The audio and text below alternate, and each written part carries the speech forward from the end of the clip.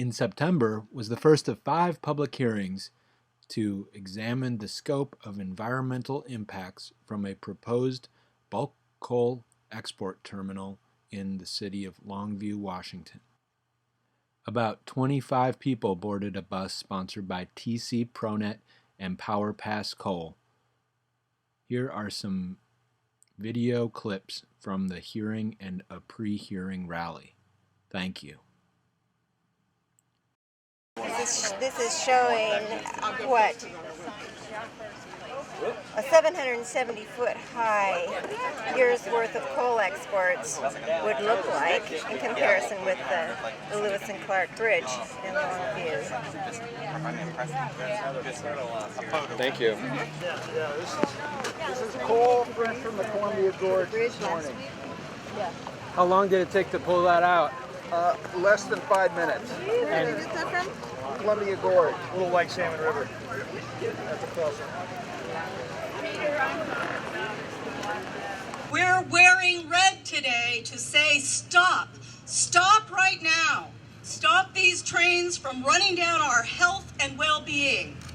Not just here in Longview, but in Vancouver and Camas and Washougal and Hood River and every other small town along the Columbia and all the way back to the ranches of Montana. This is Otter Creek. This is slated to be a strip mine.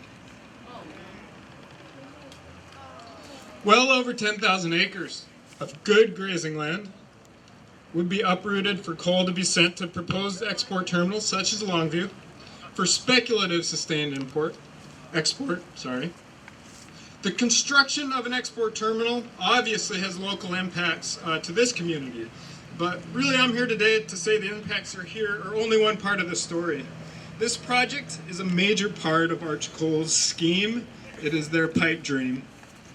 Arch Coal needs an export market and these ports to viably develop Otter Creek coal. So now we are staring down the barrel at the consequences of having our valley dug up, for most of it only to be shipped to China. While we see the bottom line of these mega for-profit corporations rise, and the local people have to deal with the negative outcomes of spoiled land and water. Land and water that we depend on, and have built a century-old ranching economy around. Let me just tell you 2 ways that I know ranches way out in Montana would be affected. Number 1, and the most concerning to me, is that our aquifers we depend on in the valley for spring water and livestock wells will be cut through, disturbed, and depleted as these pits are dug. There's no doubt about that. Spoil water from the mine site will enter downstream Tongue River watershed and it could impact irrigation and water users downstream. How do you reclaim an aquifer?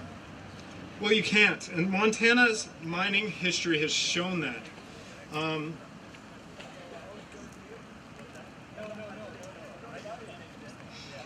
We depend on that hydrologic balance. We depend on these water and these aquifers. We have nothing without it. Number 2, how ranches could be affected. If this mine wasn't imposing enough, Arch needs a way to get their coal off the site via a railroad that has not even been built yet. If that project comes to fruition, it would cut our neighbors' ranches in half for 40 miles without any consent. Only the heavy-handed condemnation power of federal eminent domain can make that possible. So what does all this have to do with you and us today? Well, an export terminal in Longview could make all of this. Arch's pipe dream possible, plain and simple. This terminal makes Otter Creek coal more viable. Those coal cars you keep hearing about that will clog up this town, they don't end up here magically.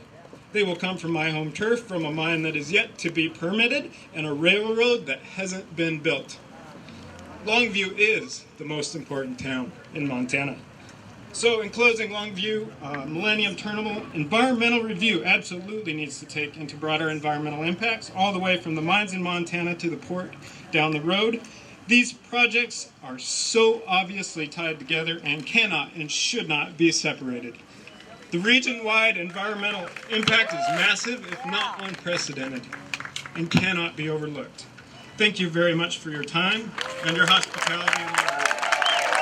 The area that this is going going to be at is very near our neighborhoods, 3 miles only from Lake Sacagawea. That's the heart of Longview. And the kids that are going to be affected most are those in the Highlands neighborhood who are already at a disadvantage. I think people need to have a visual idea of what this is going to look like. We're talking about a 75-acre footprint, 40 feet high, of coal mounded there. They're telling us that they will unload the coal in a covered area, but they don't tell us how it's going to be reloaded on the barges. They tell us that they're going to use water to keep the coal from flying away. They don't tell us where that water is coming from or where it will go after it's full of chemicals. As far as economics, I see this as a very short-sighted solution to Longview's problems. We can do better. We have not had an honest accounting of the economic impact that this terminal would have for Longview. The facility will affect our quality of life, and because of that, we will have difficulty attracting clean industries to our community, as well as physicians, teachers, and other professionals. No one wants to live by a coal export site. How many of our children who go off to college will come back to their hometown to live if we have coal here? Property values will go down, people will leave. If we allow coal to come here, we will pay for decades, both with the effects on our health, the environment, and our economy. I'm here today really because I have a vision of our town. I have a vision that's, I'd like to think, takes the high road. I have a vision where a pediatrician will want to come here to town and work and live and have a quality life. I'm here because I think we ought to have a sense of place, a place that we can be proud of, a place that we can call home. It's already really been said, how many will leave if the coal comes? How many jobs won't come? So we have to take a good look at the economy and what the downside is to the upside of 130 jobs. I'm really hard pressed. One day, in an interview with the editorial board of the Daily News, they asked me, they said, what about the 130 jobs? And surprisingly, I told them right then and there I'd give them up in a nanosecond. I haven't regretted those words. It's not that I don't think we need 130 jobs. We do. But I'm also in favor, and many are, that the Alcoa site be cleaned up to the point where it's shovel ready. And in 2010, the Turning Points report told the Cowlitz Economic Development Council, they said, you must have a shovel-ready site if you think you can market it, because there are many places out there in the United States that are shovel-ready and ready to go. This site is not shovel-ready to go. Somebody asked me, they said, who's in line after the coal people? And I said, you get that site shovel-ready, and I'll find somebody for that site. 16 coal trains a day blocking traffic at Washington's 10th busiest intersection every day. Over 2 hours of delay each day. Every coal train would have the capacity to block all 4 at-grade crossings from 3rd Avenue to California Way to Oregon Way to Industrial Way at the same time. What will the cost of coal export be to the commerce and commuters at this intersection? We can do better. What will the cost of coal export be to public health? Taxpayer-funded rail upgrades to the tune of $200 million to roll out the red rail carpet for a dirty coal industry. Cowlitz County residents can afford to pay more in taxes, but we will be forced to if coal comes through. These are the true costs of coal, and we can do better. Coal export is a recurring nightmare. Our group formed originally to protect our land from the dangerous high-pressure natural gas pipelines that were destined for importing the gas that they said we so valuably needed. And as soon as that one went bankrupt, suddenly everybody else turned to gas export. We can do better. Millennium came in 2010 promising the moon and a 5.7 million ton coal export terminal. It didn't take long to expose that as a bald-faced lie. They really wanted to ship 60 to 80 million tons per year, and when that was made public, they were forced to withdraw their application. Now they're up to 44 million tons a year. And do we believe that number? No. We can do better. So in wrapping up, Longview sits at a crossroad. We need to move into the future and prioritize our public health and prosperity with good jobs and clean industry. Yes. Not fall backward into the 19th century shipping of the dirtiest fuel in the world to our competitors in Asia. We can do better!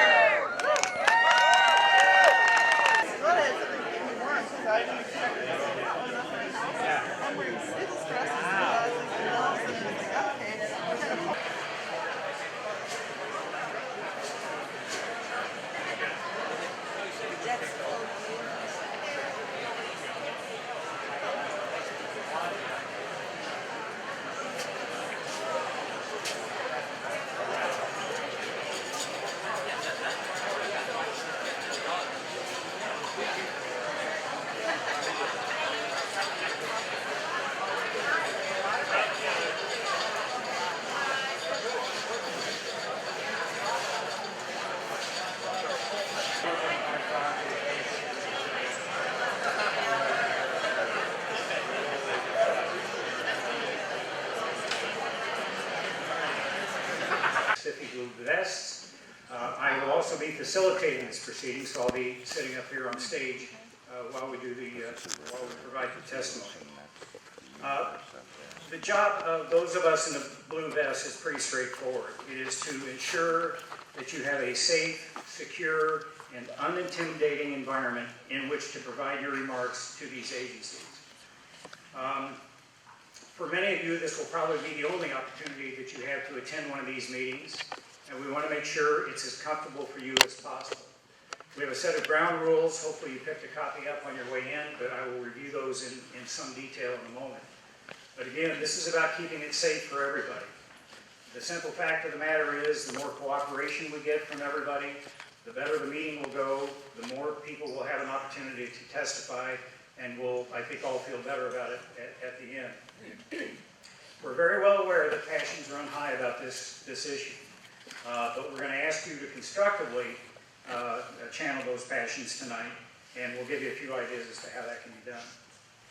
This meeting is to seek your input to the agencies as to the critical issues in the environmental impact statement that will be prepared for the proposed Millennium Coal Project. Okay, we are going to now officially commence, and in keeping with our first 10 minutes of time for elected officials, and I think we only have one, so it'll actually be just 2 minutes of our time. Let me introduce Mike Wallen, City Council member from the City of Longview, and as soon as he is done, we will move to the numbers we have, and it looks like we've got a pretty full rack right here. So, Bill. Okay, Mike.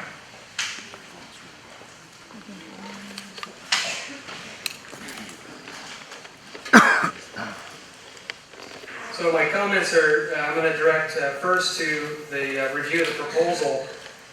I believe the proposal should be reviewed with limitation to the impacts of the coal dust, to local rail crossing times, to local street traffic congestion, local emergency response times, and the effects on the environment locally.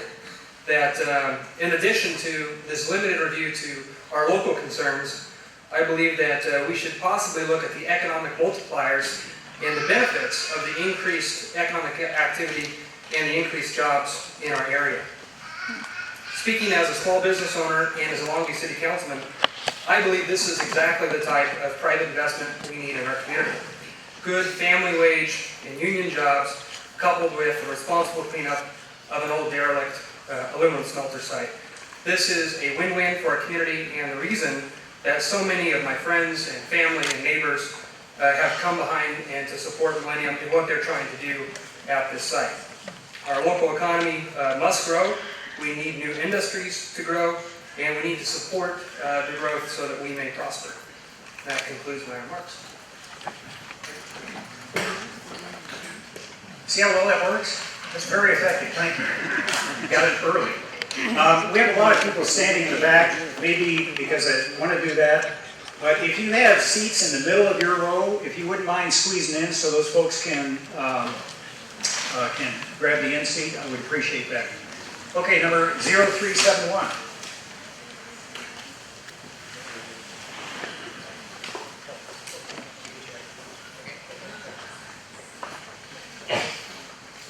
Good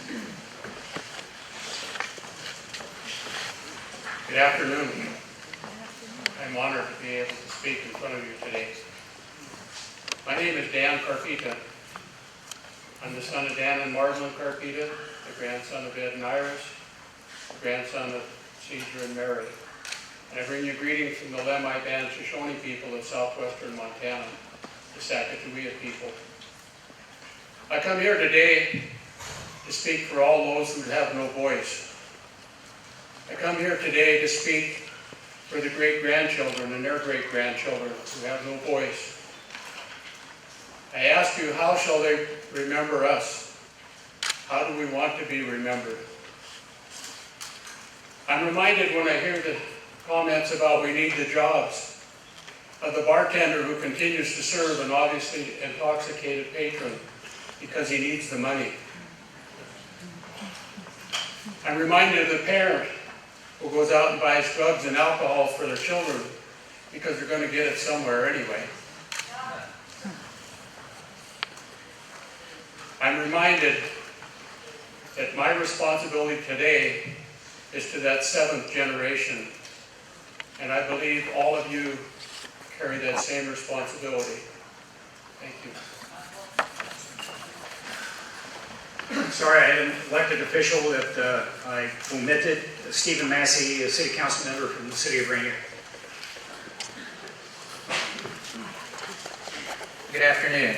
I would like to relay one of the very, very grave concerns that the city of Rainier has about this project, and that is traffic. We really, really like the traffic to be examined and how it will affect our little city across the Lewis and Clark Bridge. We have a fairly elderly population that needs emergency care occasionally, and an ambulance is estimated could be held up as long as 35 minutes by a train crossing on the other side of the bridge. We have people in Rainier that shop regularly in Longview. It really is, Longview is really Rainier's city. We shop there, we see the doctor there, we go to the emergency room there. We are entwined with Longview. So it will absolutely be a disaster if it comes to fruition and we are faced with 35-minute delays coming across the bridge. I have no idea how this disaster would be accepted, and I'm afraid that it will absolutely have terrible effects on our small city. Thank you very much. Appreciate it. 0563.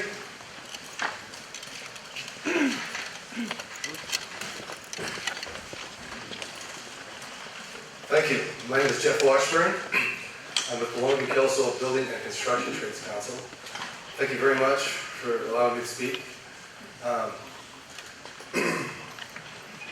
think on the environmental impact statement, I think everybody hopes that the situations that the mayor was just talking, the councilman was just talking about, these things do get figured out, so we do get it done right.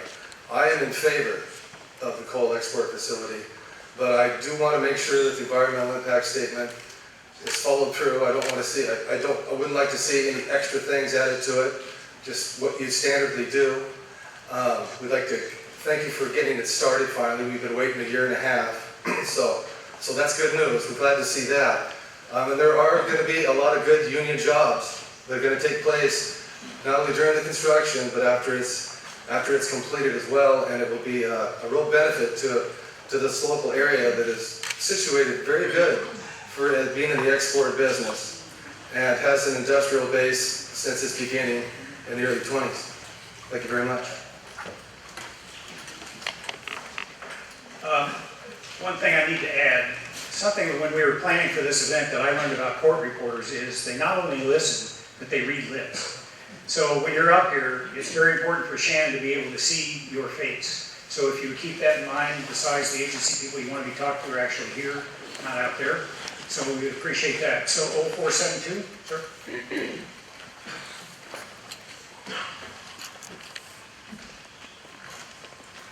I'm Kevin Newell, and I represent my company, Total Fisherman Guide Service, as well as the Northwest Guides and Anglers Association. And I'd like to thank you folks for being here and listening to us, and thank all these passionate people for taking time out of their day to represent. I don't think transporting coal on the Columbia River or near the Columbia River is good for business. I think it jeopardizes our way of life, and I think we deserve better, and we should hold out for something better and something cleaner. I've been guiding on the Columbia for 14 years. My wife also has a boat. Our organization consists of members in the Northern Guides and Anglers Association that primarily fish the Columbia River. It's the main location where we spend our time. We're out on the Columbia River every year, showing time with our customers, friends, and family, and passing on the traditions that our fathers and grandfathers passed on to us. All the while, the honking barges are a common sight. Folks, every year the Columbia River is becoming a smaller place because more and more user groups want to take advantage of its opportunities. This trend isn't going to change, it's only going to get worse. Decisions like this one put my way of life, the fisherman's way of life, and livelihood at risk. More barge and rail traffic on and near the Columbia River directly impacts both tribal and sport fishermen up and down the river, as well as other recreational and commercial users. Our anchor and troll fisheries are already seriously impacted by the existing high level of commercial traffic, and there's no way that increasing the barge traffic to the proposed level would not eventually lead to collisions and loss of life between commercial barge traffic and recreational users. How many collisions have occurred over the last 20 years between barges and boaters? That's the question, and that study needs to take place. There's no acceptable level of impact in talking about the loss of human life. Increased railroad traffic will also jeopardize angler safety when they have to cross rail lines to get to and from the river. This impact needs to be measured. Up to 50 coal barges per week will be staged adjacent to Kearns Island here on the lower Columbia River, a recently completed multi-million-dollar salmon habitat restoration project. Thank you. That's a new habitat restoration area on that island. How is this additional barge activity near the island going to impact this newly developed habitat? Your 2 minutes is up. All right, thank you very much. You want to submit that written testimony? Right here. Thank you. We have a little snafu, so 0472. And while you're coming up, Melissa, would you draw 3 more numbers?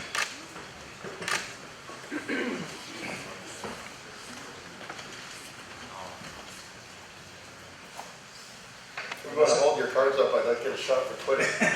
0451. Thank you. And it's in the delay, too. What's your Twitter? Hi, my name is Rob Harris. Rob, hang on just a second. Wait, we've got to get 2 more numbers out and then I'll turn you loose, okay? Sir. 0971.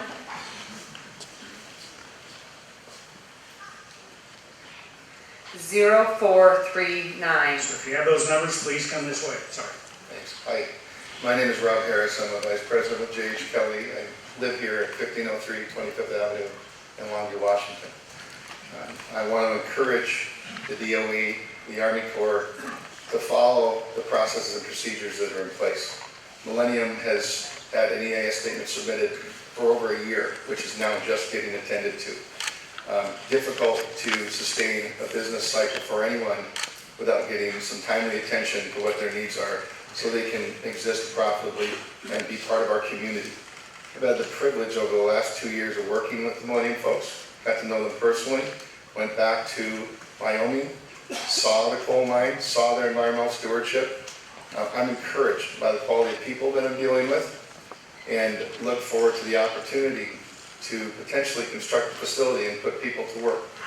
If we don't get the job, we don't get the job. Someone else is going to build it and add value in this community. But I encourage you, do not self-legislate. Let the process work. Let people follow the rules that they need to follow for environmental compliance, federal, state, and local, and they'll be successful. I think it's ironic, the amount of people that are from outside this community that are here. This is something that can add tremendous tax value and base to our community, put people to work, and help our cities, our schools, and our county. I know they're going to act responsibly. I'm confident of that. I've spent 2.5 years with these people, and I look forward to the opportunity to continue to work with them. Thank you very much. Please, no applause. 0522.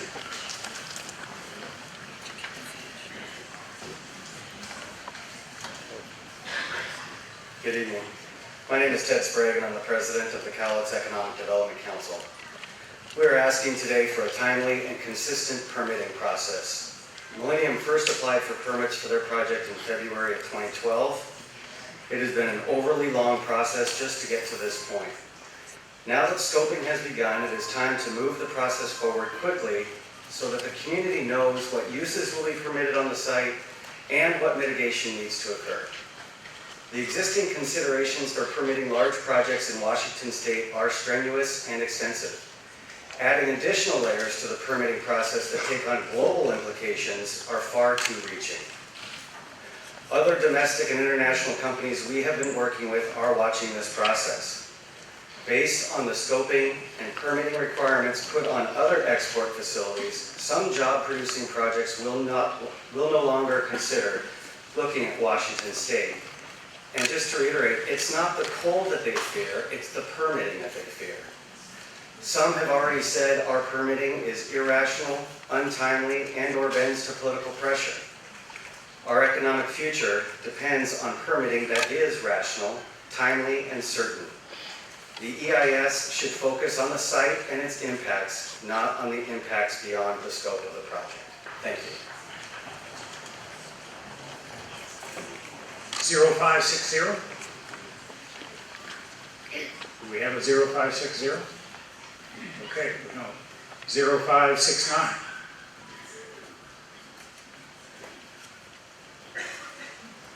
Well, hey, don't come up if that's not your number. 0567? Now we got you? Okay.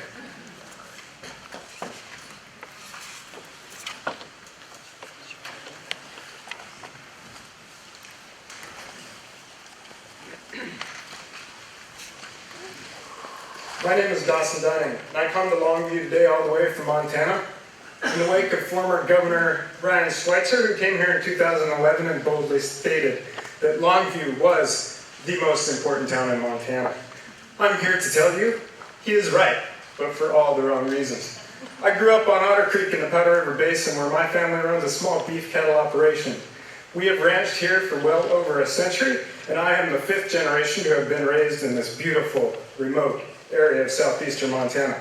My family's ranch is just south where Arch Coal is proposing to develop the largest new coal mine in the U.S. The destruction and disruption of our water resources by cutting through and depleting our aquifers is our biggest concern and needs further study.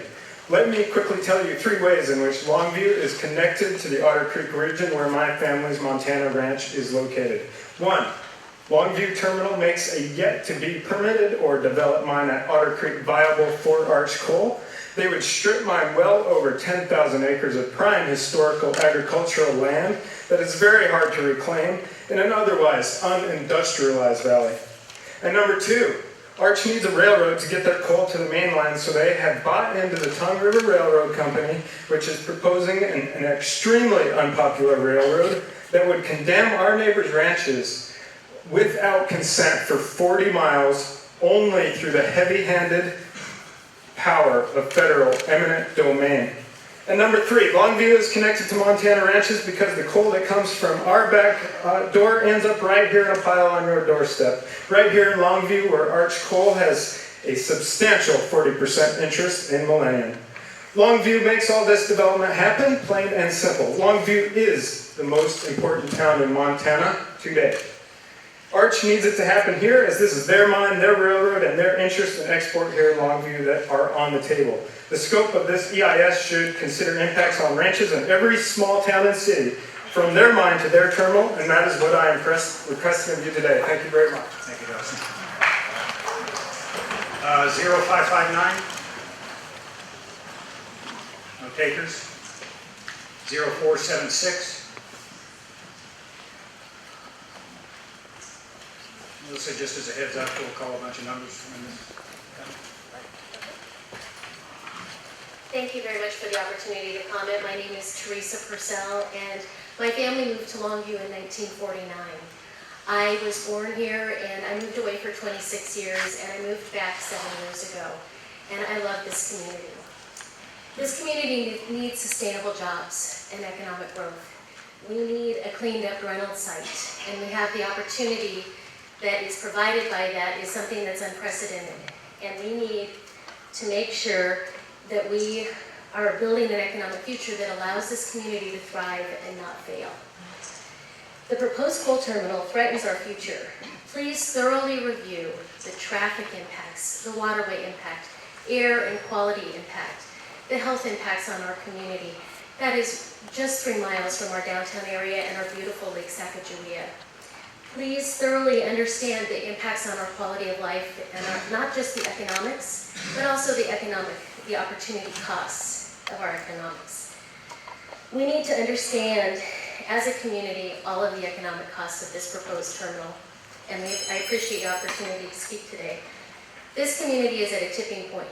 We can go backwards, back to where my mom would have to check the air quality before I could go out and play, or we could go forwards and create clean, sustainable jobs using the benefits of this beautiful community. And I just want to say thank you so much for the opportunity to comment. I believe that we can do better, and I appreciate the opportunity to comment today. Thank you. 0475? Okay, if you would give us just a moment while we, no, come on up. Just give us a moment while we call some more numbers. 0458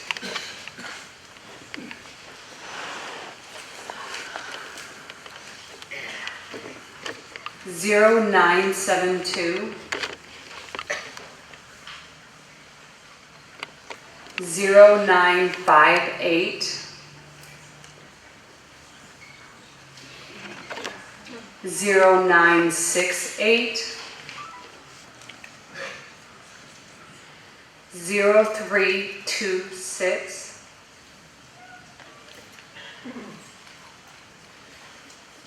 0329. Okay, sir, come on up. Sir.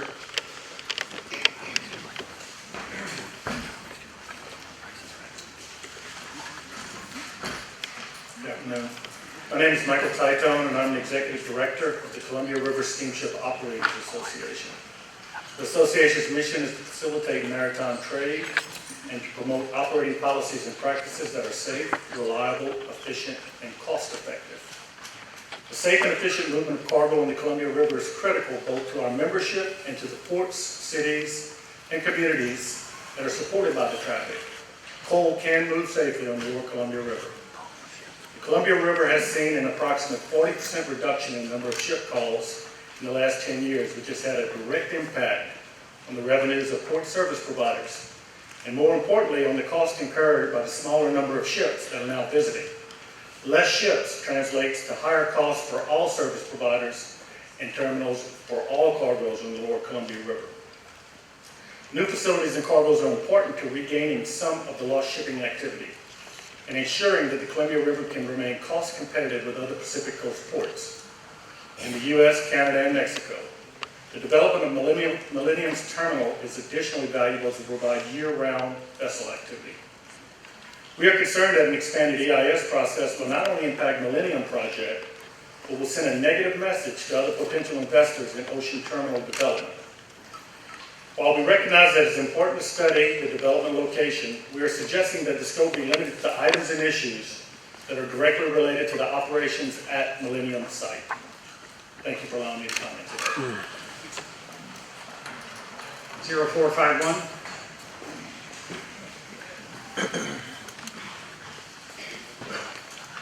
Thank you, and thank you to all who I see, friends, neighbors, colleagues from our community here who have come to speak out against the coal terminal.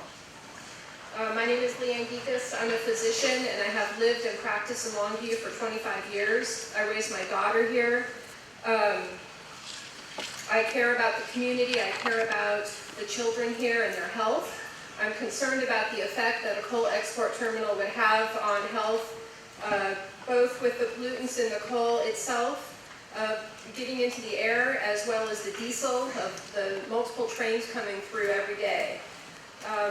The location of the terminal is going to be very close to our neighborhoods where our children are playing, where they're in their schools, and of course the neighborhood that's going to be mostly affected the closest is the Highlands neighborhood, which can least deal with such problems. I see this as a short-sighted solution to the economic issues that we have in Longview. I'm concerned that the small number of jobs that would be brought here are going to be more than compensated for by the jobs that we lose from businesses leaving here. We will not have a clean site, which we would otherwise have, that could bring in a cleaner industry. We're going to lose physicians, teachers, other people who we would like to recruit to this area to be part of our community. People don't want to live in an area that is dirty by coal. I think it's important to look at the bigger picture with coal as far as further environmental study. It's different than apples and wheat, and that's why it's important to look at that with regards to exports. Please take this into account. Longview deserves better than this. We need to move forward. We need to have clean jobs and clean air. We deserve better. Thank you. 0971? No? 0439? 0971?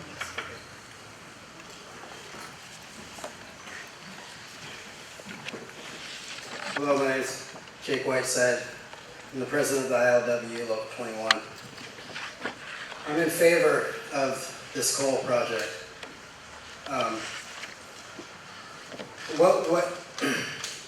I've lived here my whole life in Longview.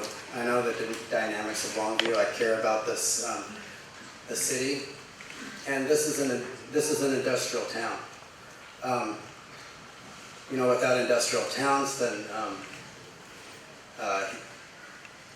you know, we wouldn't have industry, right? So, I mean, for these jobs to go anywhere else, it's going to be very difficult.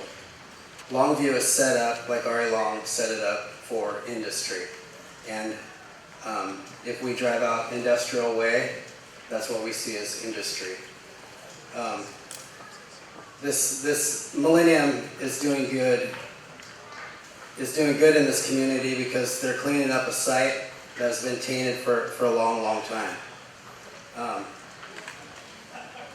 We care with the ILWU about the environment. Every aspect, we take time and look at every detail with our environment and the impacts that we're having. There has to be some type of balance, and it can work if we are very diligent at keeping track of how we're doing that. So, and I believe that Millennium is it's a stand-up company that I've built a relationship with. And it's time that somebody like Millennium came to town to clean this place up, to ship coal to people overseas. Summarize, please. Your 2 minutes is up. Okay. Overseas to people that don't have running water. And You're done. Thank you. 0439. Thank you. Okay, Melissa, will you come on up and get ready? Melissa, would you call 3 more numbers, please? Up to the stairs. Step right up there, and if you just give us a minute, we'll call a few more numbers. 0323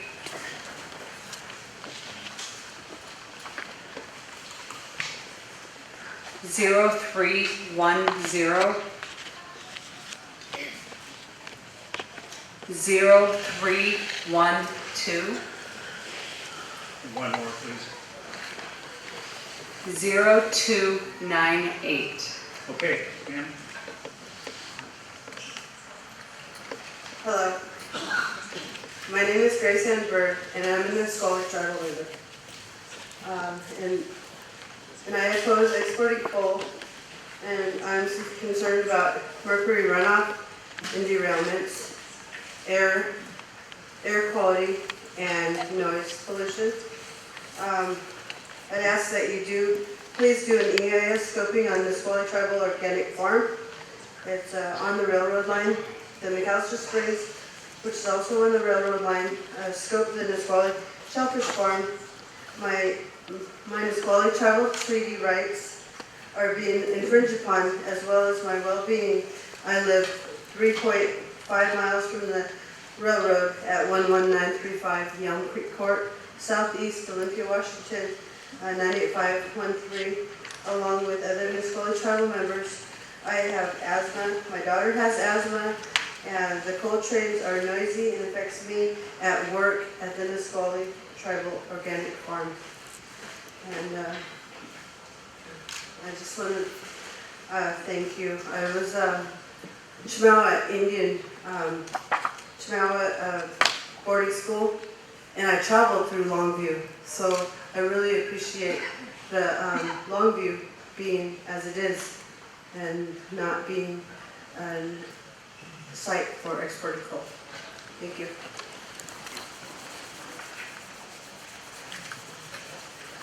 Zero 458.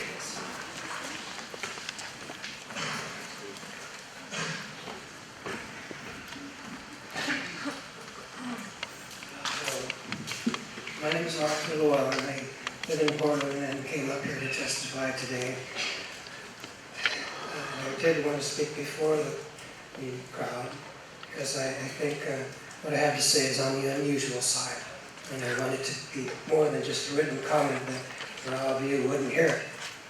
I've been working on the Columbia River Crossing project, and I believe that the West Hayden Island Marine Terminal is going to be rejected. It's not going to happen. And therefore, the Panamax class of shipping, in order to serve our country's imports of automobile offloading, that contract, I believe, is going to go to Longview. So, to me, that means Longview has a choice of what kind of jobs to build. Blue science, jobs. May I say one last thing about automobiles of the future? I'm a promoter of the plug-in hybrid as having the most advantages over the all-electric or the hydrogen fuel cell, because it's a single suitcase-sized battery pack in an electric car that would go to 3, 4, 5 times as many people. And when you have a smaller suitcase battery pack to charge up off of a solar array, you're promoting your energy sources of the future. Longview, you can port as many plug-in hybrids as you can. You just go for it. Blue science? Blue science? Thank you. Next. 0972. Is that you?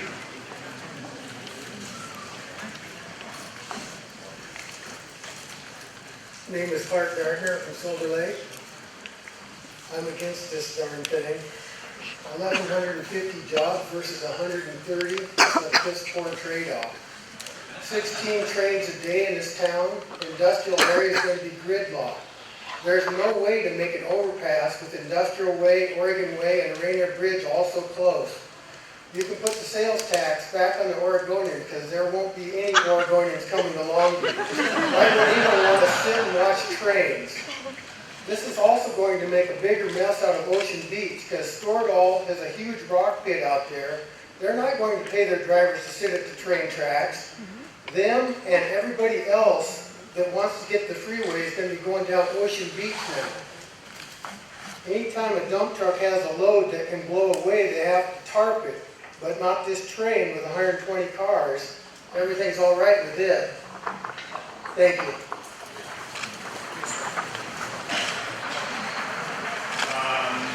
0958. What's that? You got to keep crossing those out. 0968.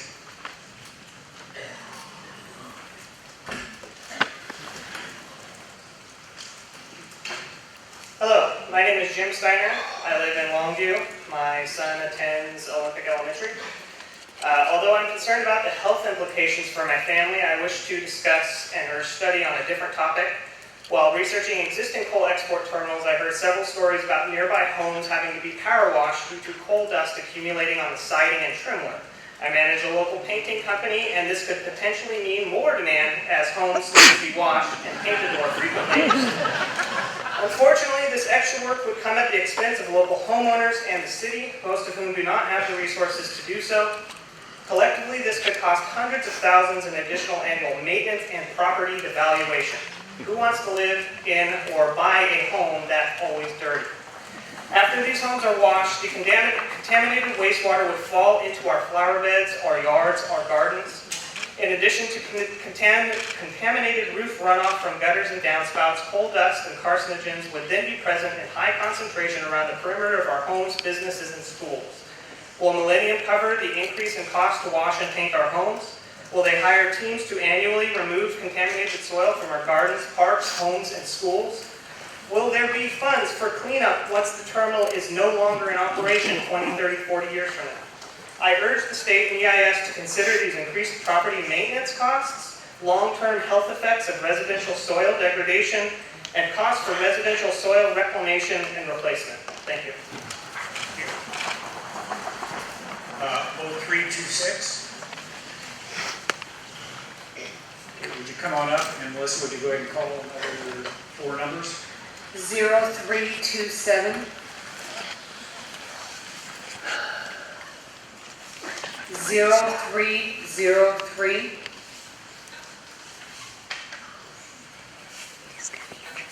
0653.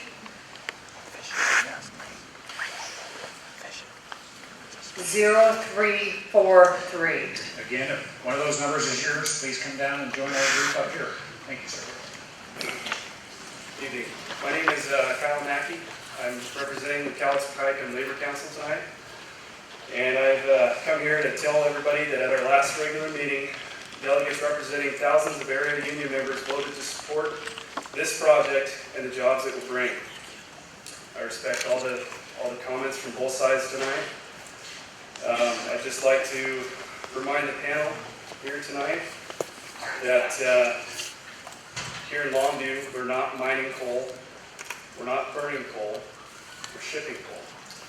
Please scope and have it reviewed accordingly. Thank you. 0329. 0329. No takers. 0323.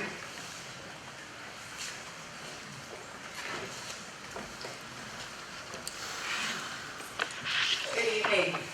Thank you for your patience with all these comments. I'm particularly addressing my remarks tonight to our county commissioners. Thank you for hearing us. My name is Kathleen Patton. I've served as an Episcopal priest here at St. Stephen's in Longview for 13 years, and I love my town.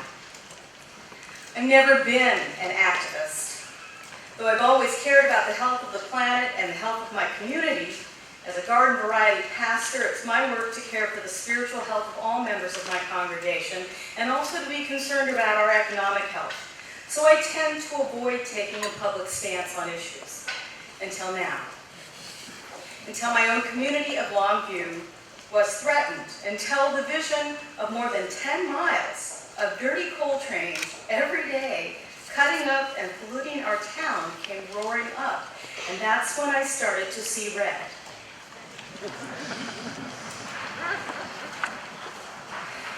Millennium is promising us what we hunger for. Good family wage jobs. I'm concerned that the opposite will be the case. I want to know how this is going to impact us. For every job provided, how many will be lost as 16 1.3-mile-long trains a day bisect 4 intersections at a time, each one for 7 minutes? How many established, good local businesses will be threatened by that? How many jobs will be lost if that train traffic harms our health and reputation as a community and people leave this town? How many jobs will be lost as train-related traffic congestion and dirty coal discourage people from siting their businesses here? How many good, clean jobs will never come to this town because they would be blocked by the trains and their toxic cable. I'm concerned that we, the people of Longview, are not the beneficiaries of this proposed terminal, and that it is not a win for us or our planet. I believe we deserve better. Thank you. 0310.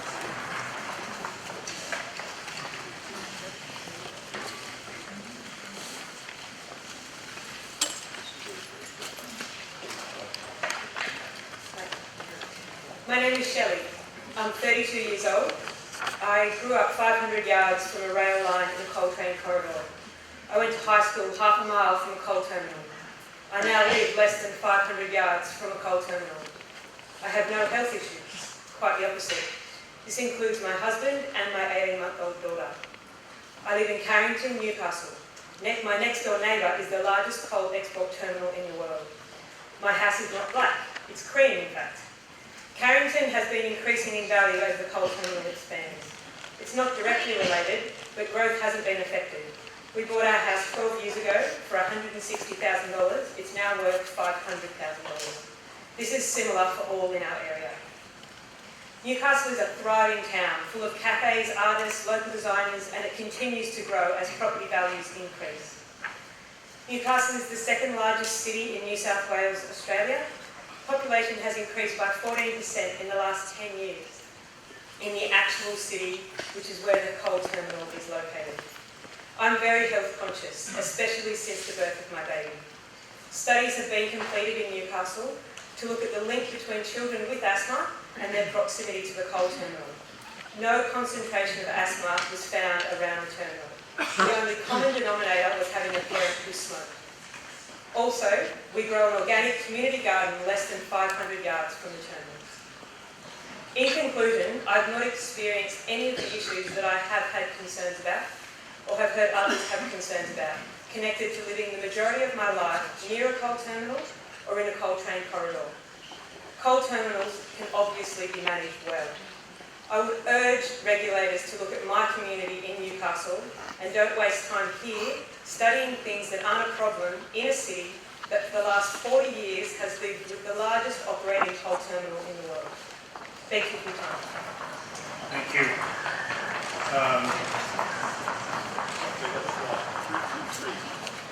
323? Okay, sir, would you come up, and Melissa, would you come on up, get ready. Melissa, would you call another 5 numbers, please? 0547. What's she doing here? She was They must have been paid to come. 0343. 0606.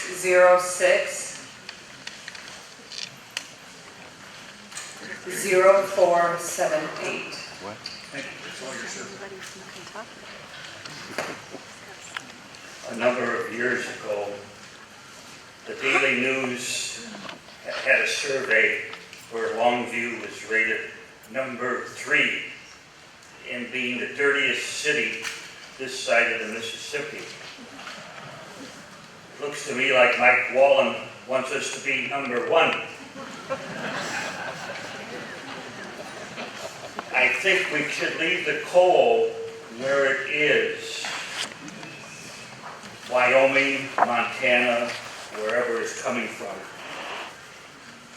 It is an energy source that cannot be saved.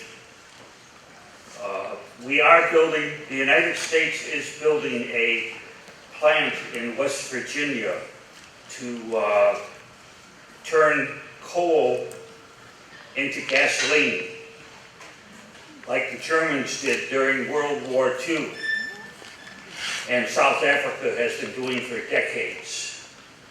I understand there's another one being built in Wyoming or Montana. I'm sorry I can't give you more information on that. But if we leave the coal there, if we don't drag it through all these states down along the Columbia River, we can keep this country much cleaner. Thank you.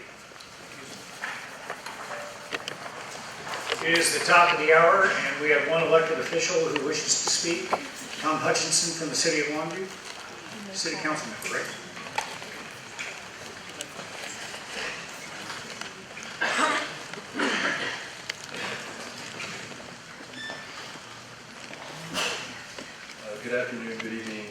My name is Tom Hutchinson.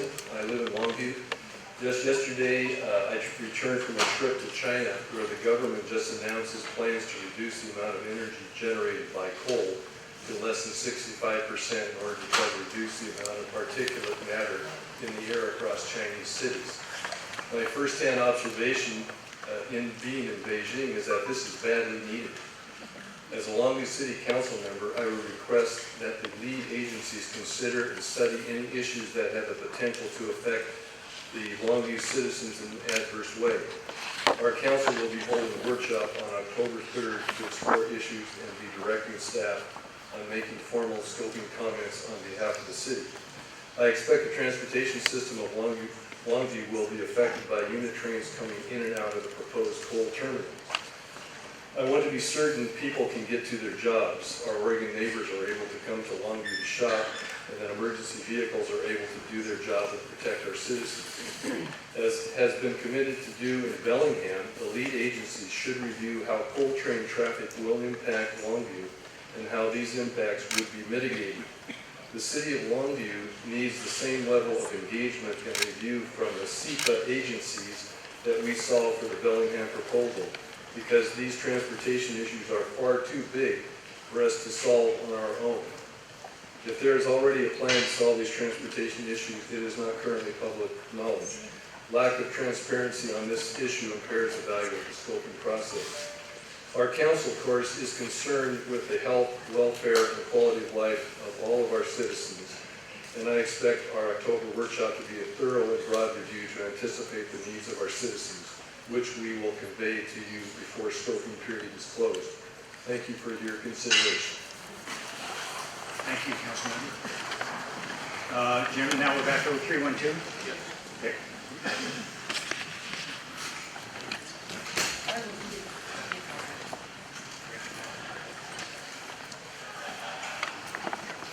I wasn't born here. My name's Mary Lyons. I didn't grow up here. I moved here as a tax-paying adult because I was attracted to the people and natural environment of this part of the state. A few years ago, Kelso and Longview went through a series of community meetings attempting to identify a distinct brand for ourselves. The economic downturn squashed that endeavor, but I've been thinking about it ever since, and not once has polluted coal towns come to mind. It's not easy to change directions once a routine has been established. The bust boom pattern of this region has left it worse off after every boom. Jobs have been promised, profits have been made, and all through the last 100 years, a polluted environment and a diminished education system have remained, with the citizens fighting tooth and nail to repair it. But I believe the people of this region are smarter now and know that no company is too big to be challenged. No PR department can convince it that a polluted, depressed economy is inevitable and we should just give up and let it happen. I want the State Department of Ecology to hold Alcoa accountable and restore our waterfront to a marketable, shovel-ready site. I want ecology to stand for all the citizens of this state and study the recently published effects of local and worldwide diesel and coal consumption on the crab and fishing industry. I want Washington to model an educated and fearless examination of the coal industry from start to finish as it crosses our state boundaries and invades our state's lungs.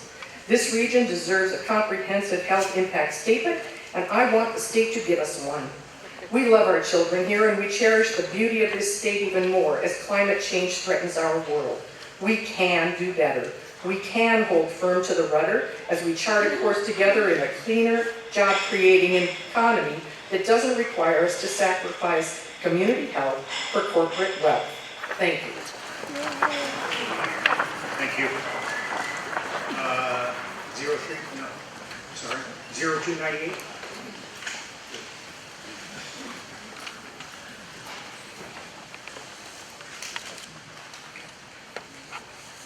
My name is Gary Lindstrom. I own Winship Maritime Services, and I am the former Director of Marketing for the Port of Longview. I'm experienced with both commodity handling, vessel operations, and unit trains. I urge the agencies to study the impact that 1.3-mile-long unit trains and coal dust from a 500,000-ton surge pile would bring to our community. Today we are weighing whether a proposed 44 million-ton coal terminal with 16 trains a day is our vision and beneficial to our economy. and environment. The Turning Point study released by the Cowlitz Economic Development Council in 2010 stated that Cowlitz County lacked a unified vision for future development, and that a further threat to the progress of our county included the loss of technical and professional employment. The recent announced closing of the pediatric clinic, according to the Daily News, is due to the inability of the county to attract doctors to live here. Cowlitz County needs to have a sense of place, said the report, a quality of life. A dusting coal pile and traffic jams every hour and a half is not going to improve our quality of life or the economy. Dust and transportation issues would be the tipping point for local business, the economy, and for access by Oregonians. The agency should study the following: economic impacts related to extreme traffic congestion, emergency access due to blocked roadways, air pollution from increased locomotive ship truck vehicle emissions, health issues related to migrant coal dust, impact of 700 Panamax ships per year to the environment and life on the river. Concluding, State Route 432 rail and road infrastructure must be in the EIS because the current rail lead and 4 at-grade crossings cannot support 6,500 unit trains per year, which pose a serious threat to our economy and our way of life. Thank you. Thank you, sir.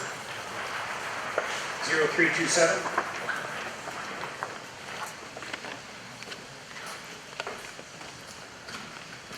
Ricky. So, hi, Jody Getzler Parker, Columbia Pacific Building Trades. Have a couple of pages that I was going to read, and then I realized it was totally wrong for what's going on here. I'll save it for later. What I will comment on is you're looking at issues that affect this region, and I totally support that. I think that we've come long enough, far enough, that we have the technology to look at these things and make sure that Millennium does rise up to our environmental challenges. I totally believe in them. I want this region to survive with what? With jobs, with manufacturing, with everything that is impacted. I want this region to benefit from this. I also want the rivers to be clean. I don't want huge environmental disasters. Because we live here. We all live here. Every one of us. The red, the blue, the green, white, yellow. We all live here. And I want us all to benefit from a healthy aspect of jobs and from a healthy economy. We need that. We need that here. I was kind of thinking that I usually have a lot to say on a lot of things. I used to live here in Longview. I was at 636 California Way, Space 97, and which is a really awful place now. I drove by there, and they paved it up, and they put a Walmart in there. And I would begrudge Walmart for being down here. And I certainly wouldn't want to live in that park anymore. Here, it's crime-ridden and everything. I guess the point is, this used to be a vibrant economy, and we moved away when I was 13, which is a long time ago, because of lack of employment for my family, my stepfather. We had a lot of things, a lot of kids to feed. There were no jobs. To my understanding, there hasn't been a lot of jobs. I just urge you to take a look at the local impact. Thanks so much for the time. Thank you. Appreciate it. 0303. Hello, thank you. My name is Jared Smith. I'm a longshoreman from Vancouver, Washington. And I want to tell you guys, not all labor supports these line feeding companies and what they represent. You need to look at this from a broad scope. You need to listen to the gentleman from Montana. You need to look at the dust. One thing's true with bulk cargoes, and that is you cannot contain the dust. You need to look at the dust. I've been around the Columbia River for 33 years. I don't want my salmon that I eat having cadmium, lead, boron, arsenic, and whatever else is in it. The only reason that they want an export terminal is domestic electricity has leveled off. Utilities are switching to cheaper natural gas, wind, not as much solar, and their only option to keep their pockets lined is to take our natural resources, steal Americans' lands to put the railroad tracks in, and then ship it overseas. Instead of looking for useful alternatives for energy production in the States, windmills, solar. It creates good jobs, more jobs. They're going to ship the stuff overseas to keep their pockets lined. So do a broad scope. Look how this is going to affect everybody from the miners that dig it up to where it's burned. Do the broad scope. Thank you. 0653. Melissa, would you go ahead and call 5 new numbers? Manager will come on up. 0421 0377 0382 0413 0577. Thank you.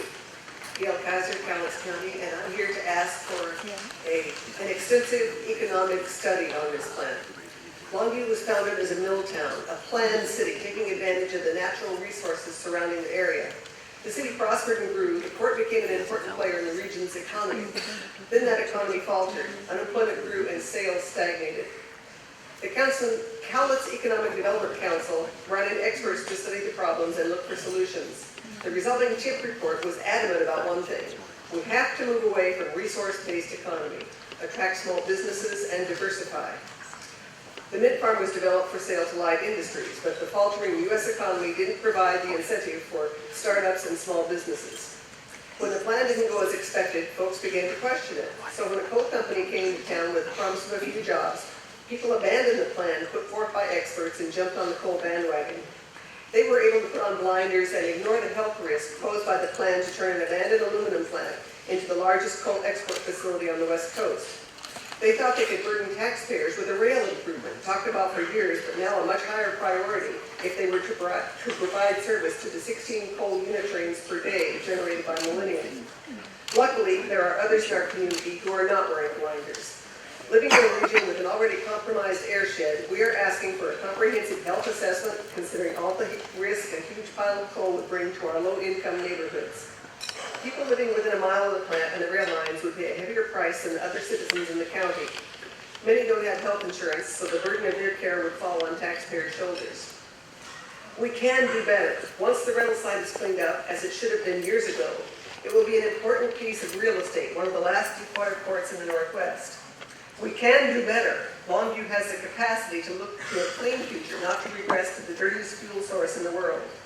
We can do better. We need to look for manufacturing jobs to lower the unemployment rate, not temporary construction jobs, or worse yet, working in the coal industry. Thank you. 0547.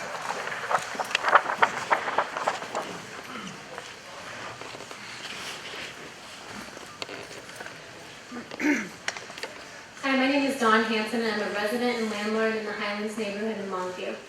The neighborhood will be the most affected by this coal export terminal. I'm also a nurse, public health professional, and planner by education and trade. I urge you to not approve this coal export project in order to protect the health and quality of life of children and families in my neighborhood. We already have coal in our neighborhood from warehouses burning it across the street, and we don't need any more.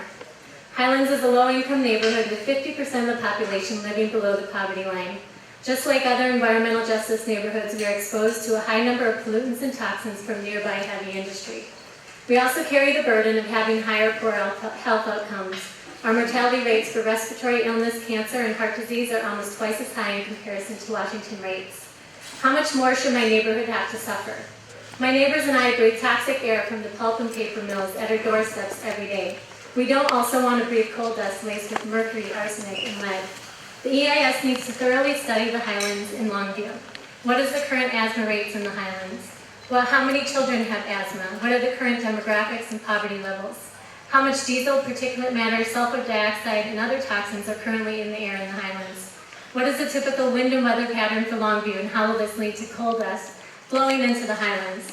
How will the 40-foot-high pile of coal less than a mile away impact the health of children and families? How will the 16-mile-and-a-half-long trains that will pass by the southern boundary of the neighborhood impact the health of the children and families? How will the idling train, rail, and car traffic at the nearby 432-433 intersection impact the health of children and families? What are the cumulative health impacts of adding yet another heavy industry nearby? We don't want more coal, more diesel, and worse health outcomes. It's not worth the small number of jobs that won't be for my neighbors anyway. Justice, not expedience like Mr. Sprague asked for, must be the guiding light for this process. Did I skip 0653?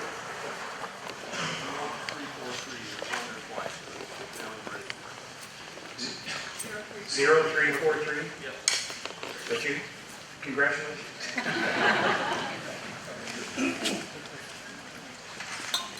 Hi, my name is Brett Vandenheuvel.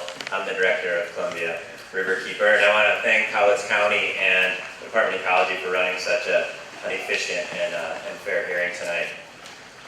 One of the parts of an EIS that the agencies are supposed to consider is the level of public concern, the level of public controversy. So can folks, if you have concern or are opposed to coal export, could you raise a hand quietly or sign? And for those that are in favor?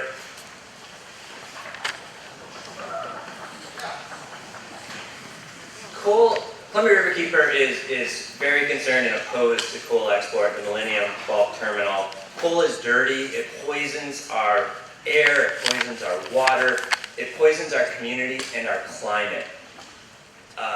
I can take you to anyone here to dozens of places along the Columbia River where I've personally seen and picked up coal that has come off of trains. And that's just a couple trains per day. The thought of bringing 20 coal trains through per day along our river is absolutely appalling, would have a big influence on the Columbia.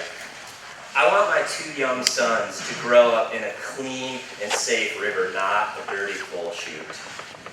And addressing the comment that this has been an overly long process for Millennium, I think it wasn't 2012 when they applied, it was actually 2010 when Millennium first came into Longview and lied to this community.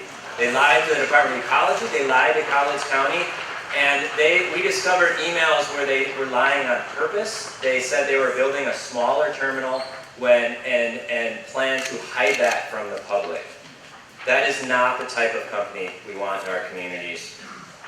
So I asked the state of Washington and Governor Inslee to take a stand for clean energy, for a healthy climate, and say no to dirty coal export. Thank you. Sir, with the tripod here. Oh, okay, thank you. 0606.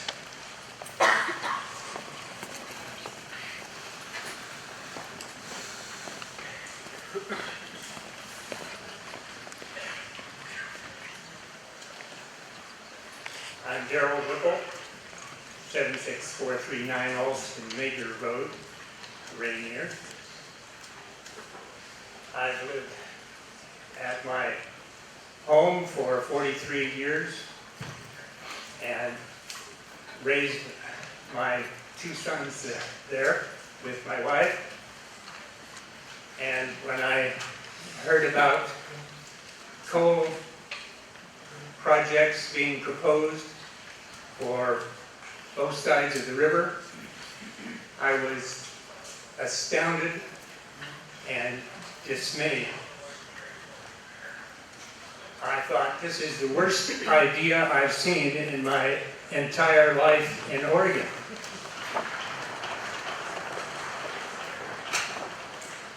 Amber Energy is assaulting both sides of the Columbia River, and you should be asking yourselves, why do they claim that they are providing a completely enclosed system of transporting coal by barge from Boardman to Asia on the Oregon side, but not covering the coal trains on the Washington side?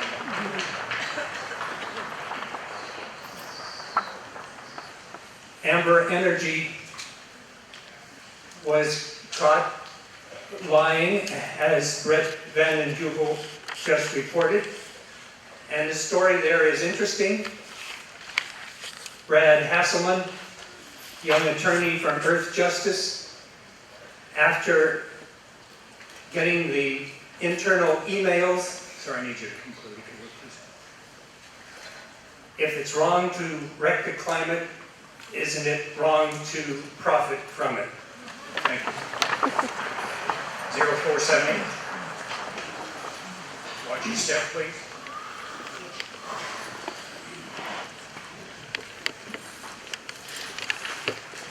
My name is Carol Ross, and I come from Portland. We caution our children to be careful of the company they keep. Choosing incorrectly ruins your reputation and often messes up your future. I want to warn you in that way about Arch Coal and request that you examine their corporate behavior. I come from West Virginia, where I got to see Arch Coal's handiwork up close. They might make you promises, but this is the reality. Arch Coal was the major player in the destruction of over 500 of the oldest mountains in the world. Towns gone, water ruined for all use. They showed no compassion for the thousands of people watching and hearing their homeland and culture being destroyed forever, every day. Even with the lax and industry-dominated inspection culture of West Virginia, Arch Coal managed to pile up countless violations of the Clean Water Act. A settlement with the EPA in 2011 resulted in a $4 million fine for illegally dumping iron, selenium, and magnesium into public waters. And now that West Virginia coal is on the wane, Arch Coal is pulling out too, leaving behind a terrible legacy in both environmental and human terms. Their parting gift was to weasel out of paying negotiated health benefits and retirement pensions. Many old and usually sick West Virginia coal miners are living on unexpectedly slashed incomes and no health insurance thanks to Arch Coal. They will treat us here in the same callous way. They will take off when they are done making money, and they will leave us to clean up the mess. I watched them wantonly destroy the past in West Virginia. Do not permit them to destroy the future here. Thank you.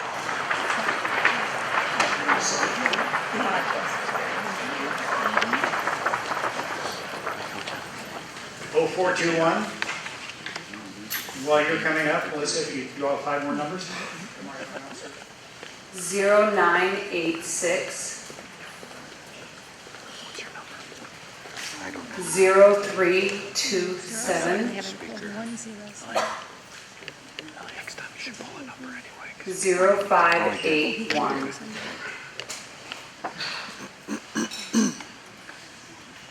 Can you give me 2 more? 0633 0375. Okay, again, one of those is yours. Please come up and join us up here. And if those of you in the queue can keep moving this way so we have folks mostly in order, I'd appreciate it, sir. Hi, my name is Scott Schroeder, and first and foremost, I'd like to encourage you to take a look at the effects on global climate of the project. And I'll readily concede that you're not ideally positioned to do that, and a small project and an individual environmental impact statement isn't the ideal place for an analysis of that scope and complexity. I would get a wet cloth to wipe the the black gunk out from inside my nose and around it, because it would just accumulate throughout the day as you breathe. The proposed coal terminal would ship coal to Bangladesh, where it would continue to be used and poison my students. I do not know all the impacts of coal dust and train diesel exhaust here and how they compare to abroad, but I do know that this type of pollution is very, very ugly. As people of faith who believe in caring for one another and for building a good world for our children, any harmful impact on the health of our communities or on any community in the world is unacceptable. Some people here have been talking about fairness and they want a fair EIS. I think as people of faith, we know a lot about fairness, although now that I'm an adult, I often call it justice. And fairness means taking into account the needs of everyone. And so I encourage you to have a broad EIS that looks at the effects of coal, especially the health effects, from the start to the end of the coal process. Thank you. Thank you very much. 0635. And while you're coming up, we'll go ahead and pull some more numbers, sir, just to take a place at the podium. 0427 0868 0889 0895 0903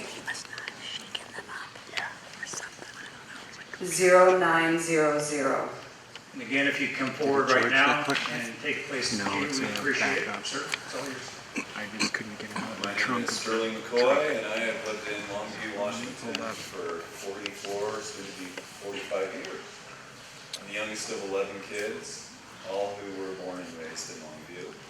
I can speak for all my family, and we're all like this on the coal. My dad was a millwright foreman at Reynolds Reduction for 30-some years. I couldn't quote that.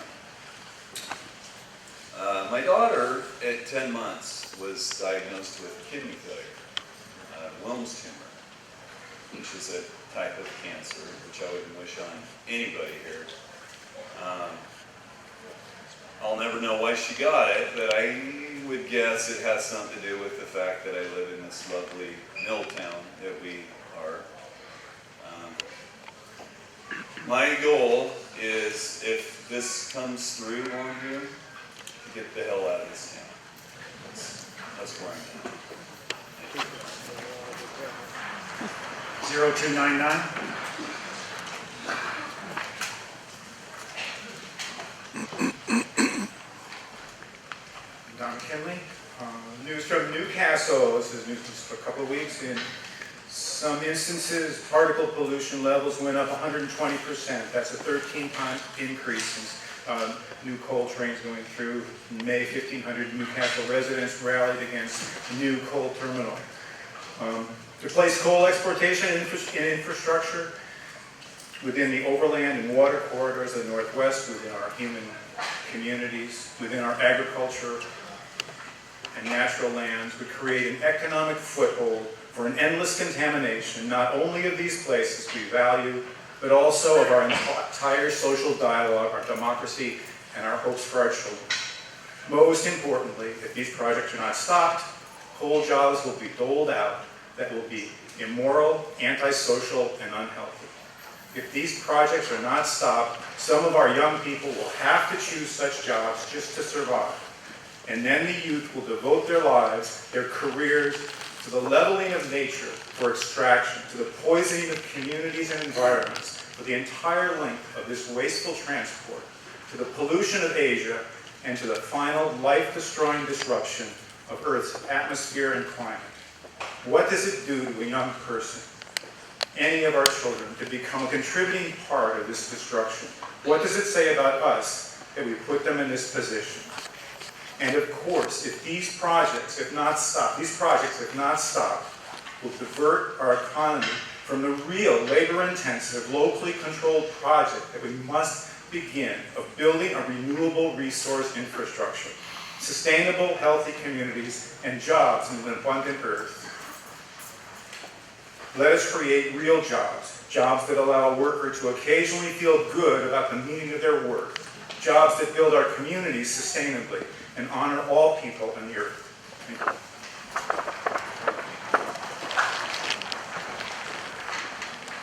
Zero 883.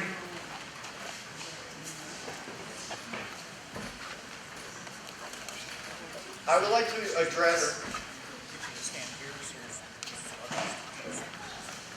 to address an indirect impact, one that I have not heard mentioned.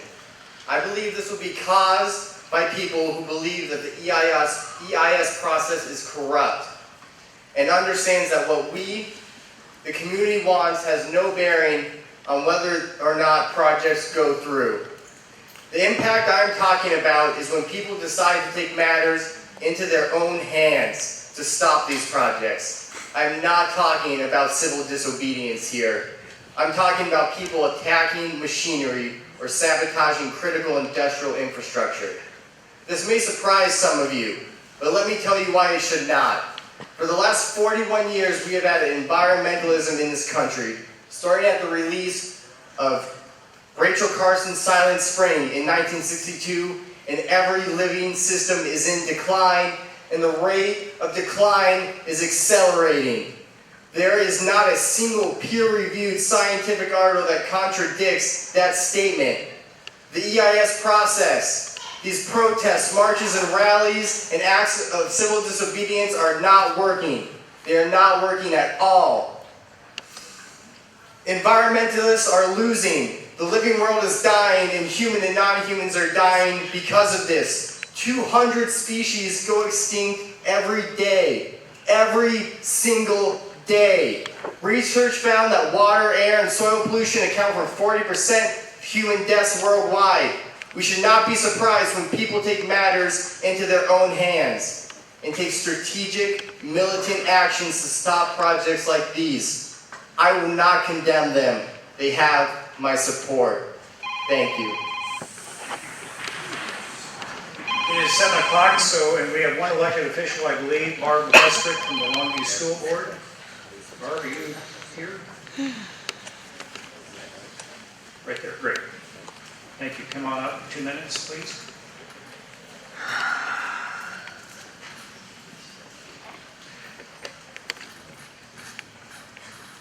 Yeah, I'm Barb Westrick, and first of all, I just wanted to say that I'm speaking for myself, not as a board member tonight.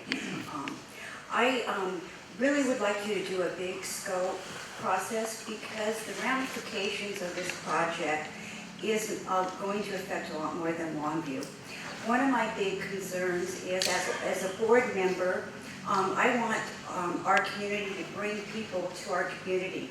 And I think if we're known as a coal town, that's going to do the opposite, have the opposite effect. I also care about the health of our students, and I think that we should really worry about our children. But my biggest concern is ocean acidification. There was an article in the paper today and yesterday about that. We have a huge part of our district that is a fishing industry.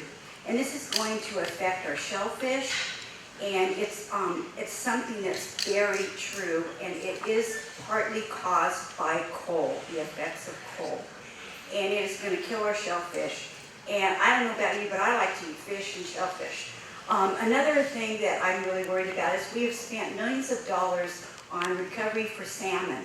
And I believe that that pile of dust, when the wind blows really hard, that is going to go into the Columbia River. I just can't believe that won't happen.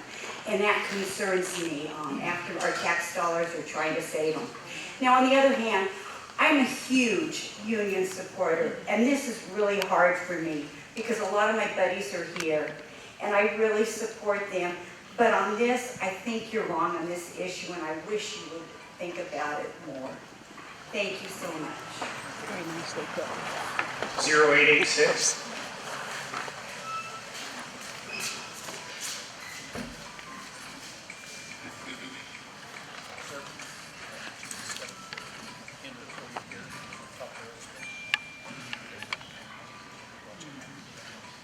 I hear the coal companies and the railroads say that this project will be done in an environmentally friendly way.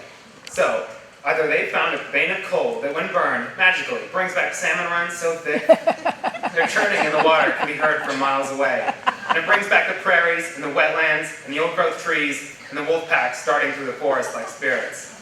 Or, the words environmentally friendly and sustainability mean absolutely nothing at all anymore.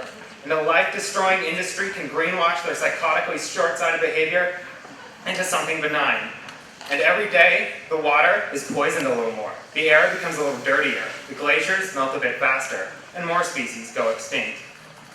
Who thinks one more environmental impact statement will stop this? What do you do when the institutions that dominate your life value the needs of corporations or the needs of the real, living, physical world?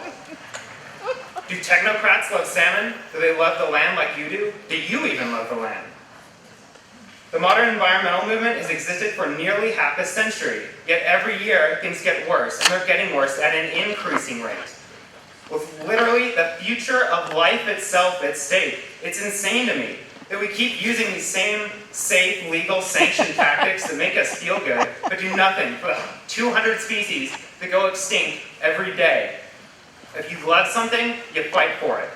For some, fighting means putting their bodies in the path of the coal, no matter where or how it travels. For others, acting alone or in underground cells that may exist or come to exist in the future, fighting looks like an asymmetric war of sabotage, disruption, cyber warfare, whatever it takes. And I will not condemn them. They have my support. 0427. What's his name? He didn't say his name. Carol. No. 0868. What? What's his number? Hello, my name is Christina Daniels, and I am a union electrician, and I have been for over 22 years.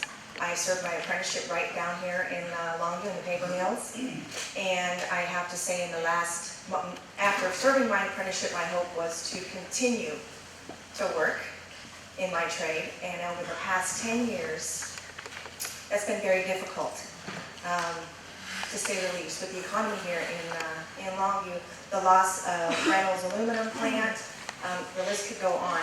Currently, I am commuting to Intel in Hillsboro, Oregon on a daily basis. That is 70 miles round trip, and in itself, an environmental impact that should be studied as far as I'm concerned, because I am not the only one.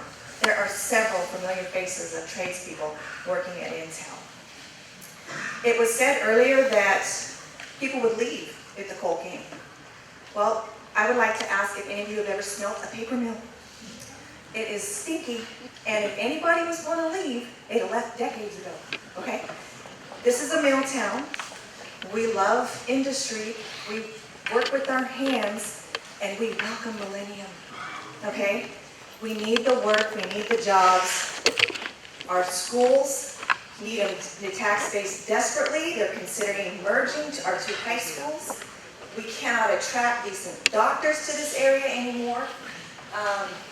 The list goes on. So I would really, really like to see Millennium build this coal export terminal here. Another issue is the trains, the length of trains, and in my book, after studying and earning a bachelor's degree in business management, that is progress. This is progress, and it needs to move forward. Okay, fixing the rail, upgrading the rail system to make things run smoother would be progress in itself and jobs in itself as well. So, Thank you. Thank you very much. 0889. 0895. Why don't we go ahead and call a few more numbers, sir, if you come up and get settled. And we'll call some numbers while you wait. Thank you. 0909. I see a trend. 0899. 0888. 0902. 0904. 0896. And again, if we could have the queue move this way, for those of you in the queue, if you'd move on down. And please, if you have your number called, you'd run on down here. Sir, you're on. Good evening. My name is Hans West, and I'm from Salem, and I'm a retired physician. And I'd like to address the health aspects, the deleterious health aspects of this whole coal issue. It's well known and asked for an extensive, very wide assessment, basically because the deleterious health effects are widespread. We know that coal dust in the setting of coal mines and in coal processing facilities causes significant pulmonary, cardiovascular, and cancer, disease in those systems and cancer. This is well known. There is really no reason to doubt that there wouldn't be perhaps similar effects in the transportation of coal. The NSF Railroad has stated that they use up to 2% typically of their load when they go from Montana to the coast. I don't think this has changed. I mean, there's no studies, no information. The last time they had data on this on their website, it was 2% is lost. Now, there's no reason to think this won't go far and wide. One study has shown they can blow at least half a mile from the railroad, and it will go into the water in the Columbia River, it will go into the soil, and coal dust contains heavy metals. It's been mentioned, cadmium, arsenic, lead, mercury, and we know mercury works its way into the marine life, and there's a reason we can't eat a lot of fish because there's too much mercury in it. The cadmium and the arsenic can work its way into plants that we will wind up eating. So I don't think it's benign, certainly, and you wouldn't expect it. And the study needs to be done to show what is the extent of this effect.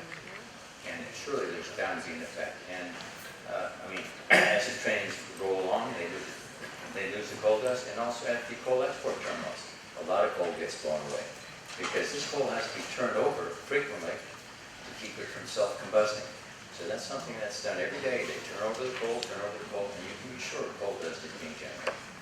So there's that effect, and then of course once you burn the coal, everything is magnified.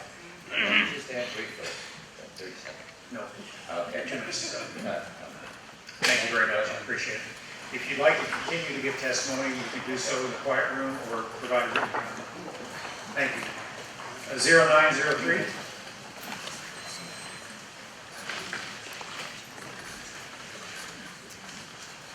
I am Charlotte Persons. I've been a teacher in this area for over 20 years, and currently I'm president of Wilford Hills Audubon Society, which is the local Southwest Washington chapter of National Audubon Society.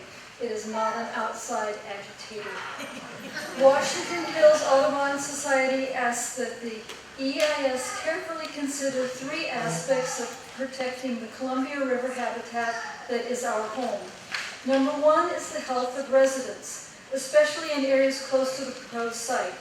Winds will blow coal dust from the coal terminal and the trains that supply it throughout our area.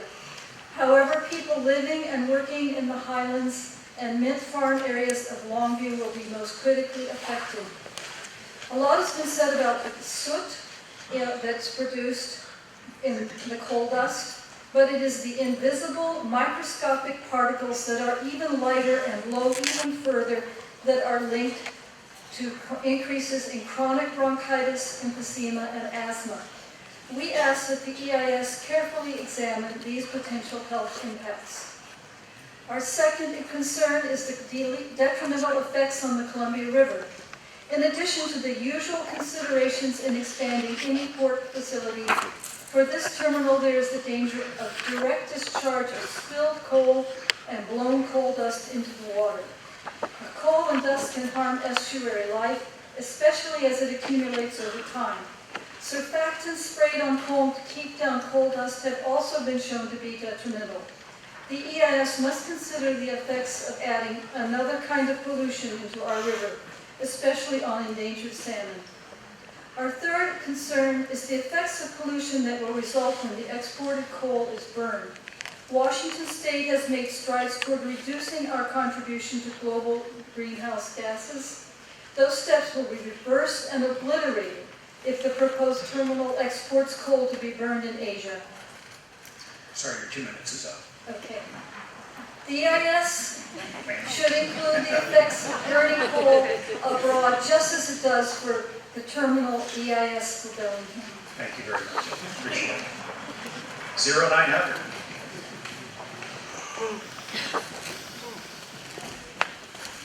My name is Nathan Riding, and I'm here with Dee Mosley, who I'm Skyping in from Newcastle, Australia, and she's going to give testimony about how coal is impacting her community. Go ahead.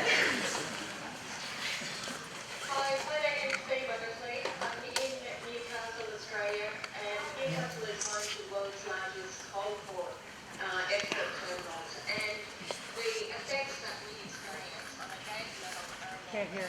Put it back to the mic. Put it by the mic. On the mic. Be on the mic. There you go. Go ahead. There you go. The amount of coal dust and particulate pollution that is contributed to our airshed by the terminal is enormous. There's been studies that show that air pollution is up to 13 times higher from coal trains than other types of trains, and we have more than 100 coal train movements each day coming through our inner city residential suburbs. Newcastle isn't thriving. We're stuck in a boom and bust economy. We've got the terminals are largely mechanised. There's not a large workforce associated with them. And it's the community that lives with the negative health impacts. The Australian Medical Association has told us that more people die each year from air quality related illnesses than from car crashes. This is a climate condition existing coal terminals in Newcastle from community groups, environmental groups and residents. And Newcastle is also facing the prospect of having a fourth coal terminal which will double the amount of coal being trafficked through our inner city suburbs and stockpiled. I would warn against inviting a coal terminal into any residential area. The impacts known all along the coal train, right from where the product is mined. Sorry, your 2 minutes is up. Thank you very much. Thank you. 0909. Seems like there's a little discrepancy. A little bit. Hi, my name is Dave Goldberg from Vancouver, and I would support an expanded EIS, not just studying effects around the terminals, but not just species around the terminals, since I believe that global warming makes us all endangered species. Are we entering a sixth extinction event? A growing number of scientists believe we are. The asteroid that killed the dinosaurs also wiped out about 75% of all species on Earth. Scientists refer to this as a Cretaceous Paleogene extinction event.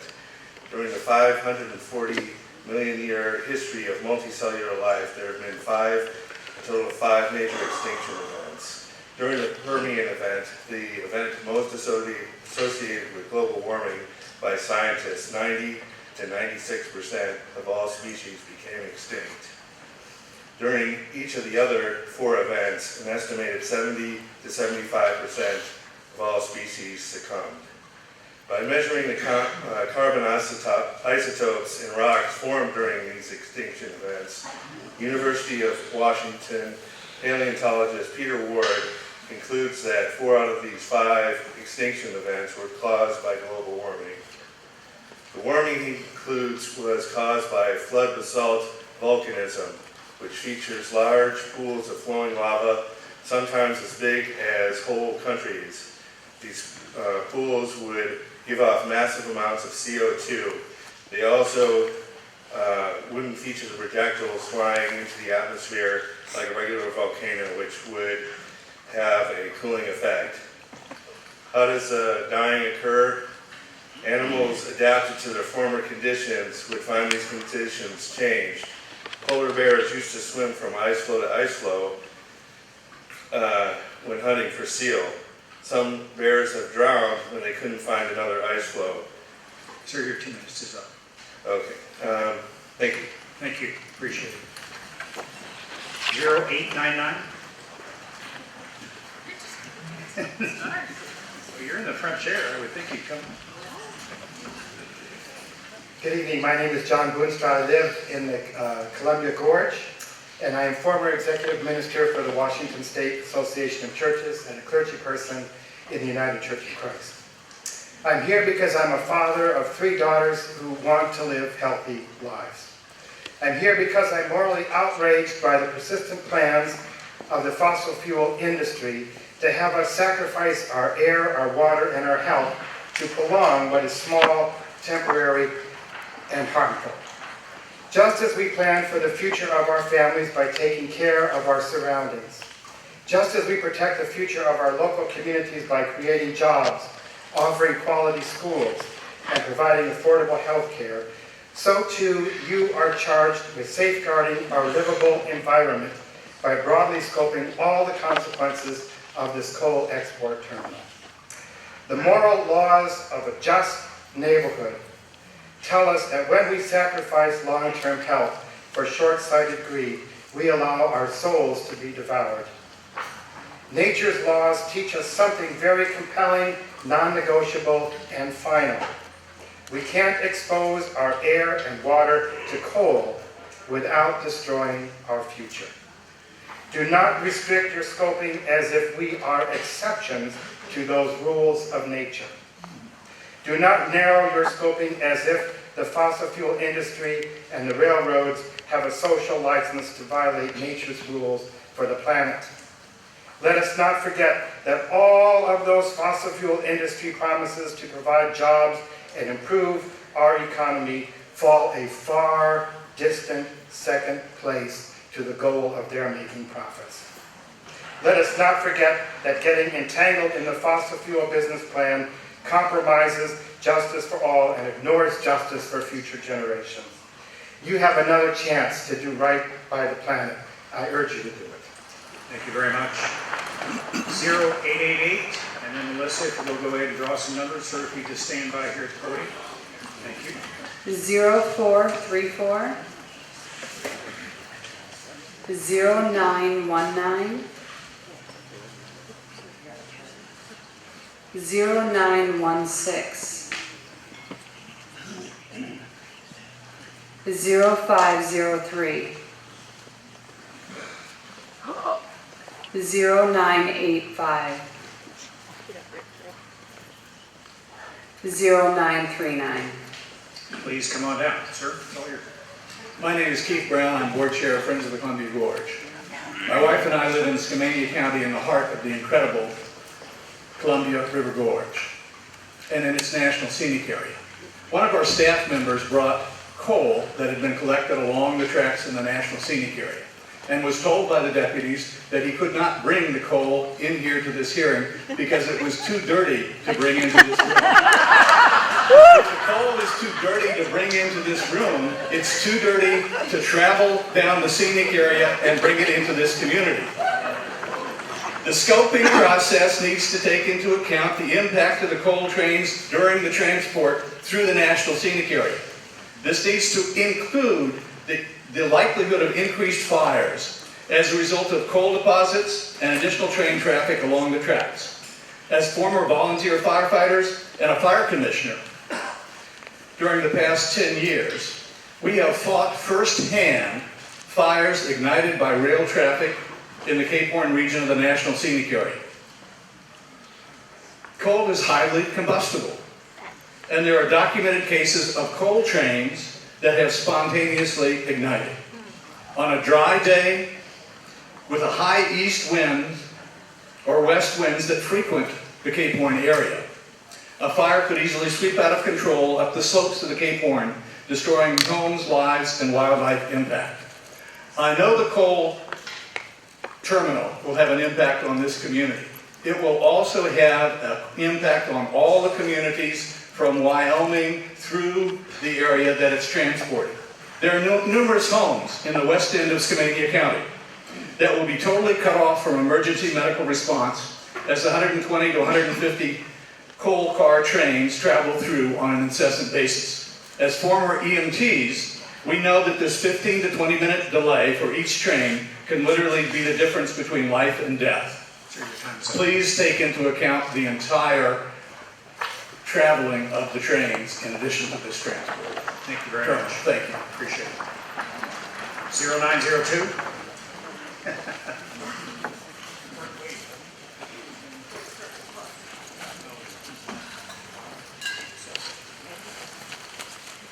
Sort of creaky, but here I am. My name is Dr. Mae Thompson. I'm a nurse by vocation with a specialty in policy and women's health and a member of the Oregon Chapter of Physicians for Social Responsibility, which obviously includes more than physicians. I appreciate the opportunity to speak to you tonight. The risks to human health from coal shipments to our community are significant. We need a comprehensive health impact assessment, as I understand has been promised to the Bellingham people, in addition to the required environmental impact statement addressing the issues along the entire rail corridor before any coal export facility is sited.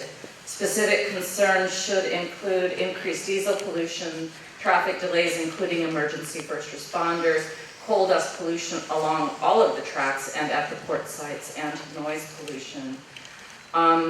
For those of you waiting for the environmental impact statement to tell you about the health effects on humans, you will wait a long time because there is nothing in the EIS process that addresses human health. The environmental radical Richard Nixon passed those laws in 1970 before we understood the effects of environment, chronic exposures on human health.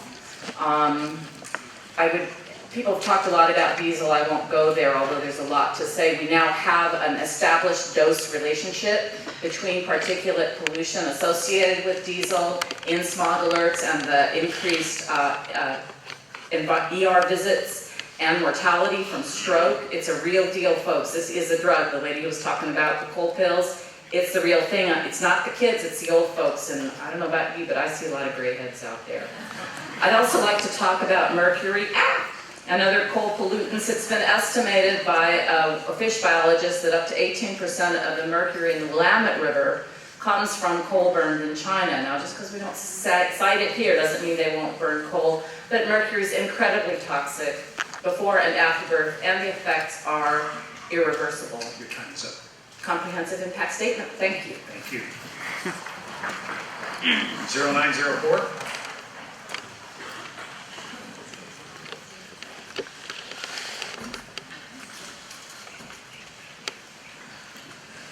My name is Marcella Chandler. I'm a retired licensed practical nurse. I spent most of my career working on the medical floor of a local medical center. On the medical floor, we treated and worked with patients in late-stage cancer, emphysema, chronic obstructive airway disease, heart disease, lung infections, immune disease, severe asthma, and other infections, diseases, and chronic illnesses. It is documented that coal dust, 1, reduces life expectancy as a result of the particulates containing sulfur dioxide, ozone, heavy metals, and benzene that get into our air and water. These particulates are so small that they get into the respiratory tract, then into the lungs, working their way through the bloodstream, distributing toxins throughout the body. Coal dust also increases the likelihood of congestive heart failure, cancer, osteoporosis, ataxia, or other neurological disorders, renal dysfunction, loss of IQ. My concern is for the health and welfare of my children, family, my friends, and community. I can see the faces of those patients with late-stage respiratory diseases, unable to breathe despite having oxygen meters turned up all the way. I could still see the panic in their eyes and recall hearing them repeat the words, "I can't breathe, I can't breathe."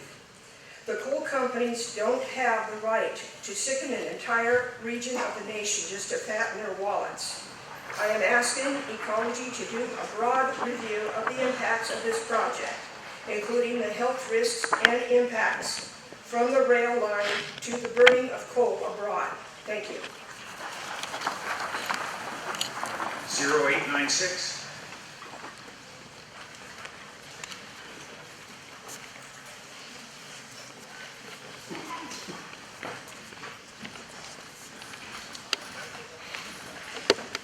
My name is Margaret Laypick.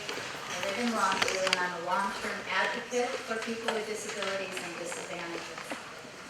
I have a multitude of concerns about the proposed Millennium Gold Coal Export Terminal, but I'm going to confine my remarks to environmental justice or the unfair distribution of environmental burdens related to this proposal. I have not been able to find accurate estimates of the amount of coal dust that can escape from each car in a loaded train on a 400-mile journey. I've not been able to locate scientific data that clarifies exactly how much dust escapes by the time the train reaches the end of the line. However, it is clear that even if the cars are sprayed or covered, some amount of coal dust escapes. The people who live in Baltimore and Norfolk, where there are coal export terminals, talk about coal dust in the air, in the water, in their homes. They have personal stories about increased incidences of major health issues. Low-income and minority people in this area who live dangerously close to the railroad tracks are already suffering higher mortality rates for respiratory illness, cancer, and heart disease than the rest of the county and the rest of the state. And they are the ones who will bear a disproportionate share of the environmental harm and risks that will be the result if this coal export terminal is permitted. It is not fair nor just that these families will be so much more extremely exposed, not only to diesel fuel exhaust, but to dirty coal and carcinogens. They will be at significantly increased risk of health problems resulting from polluted air and water. I urge you to include careful evaluations of the negative health impact of multiple mile-long coal trains on low-income and minority children and families. Thank you. Thank you. 0434.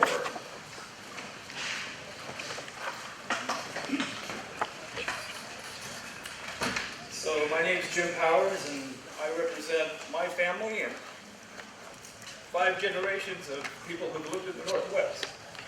So this is personal.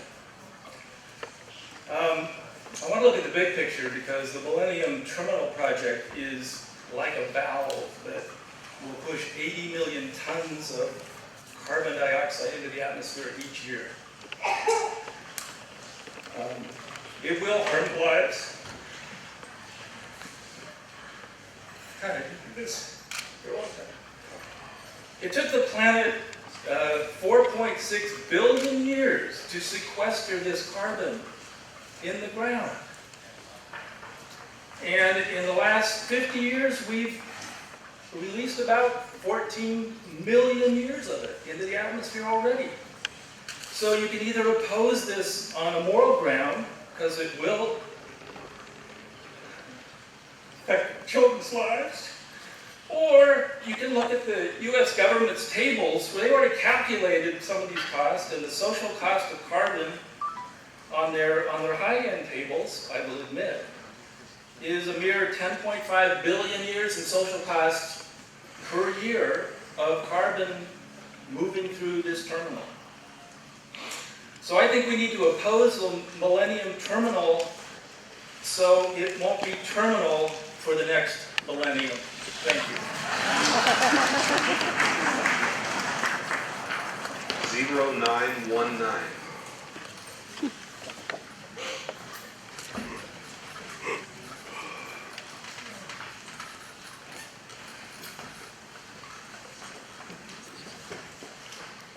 My name is Jessica Zimmerly, and I'm a recent graduate at Pacific Lutheran University in Tacoma, where I received my degree in environmental studies and biology.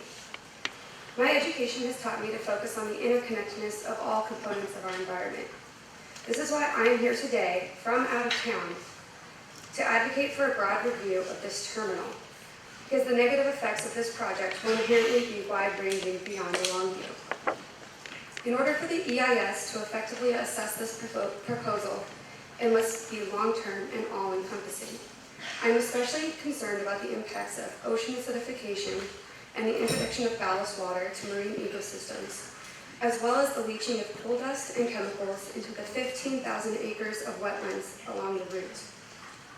I'm also a person of faith, and I believe that we must take a stand for all marginalized people and fight for environmental justice. I understand that this terminal may provide a few much-needed jobs, but coal provides the fewest jobs per area of deep water port than any other commodity.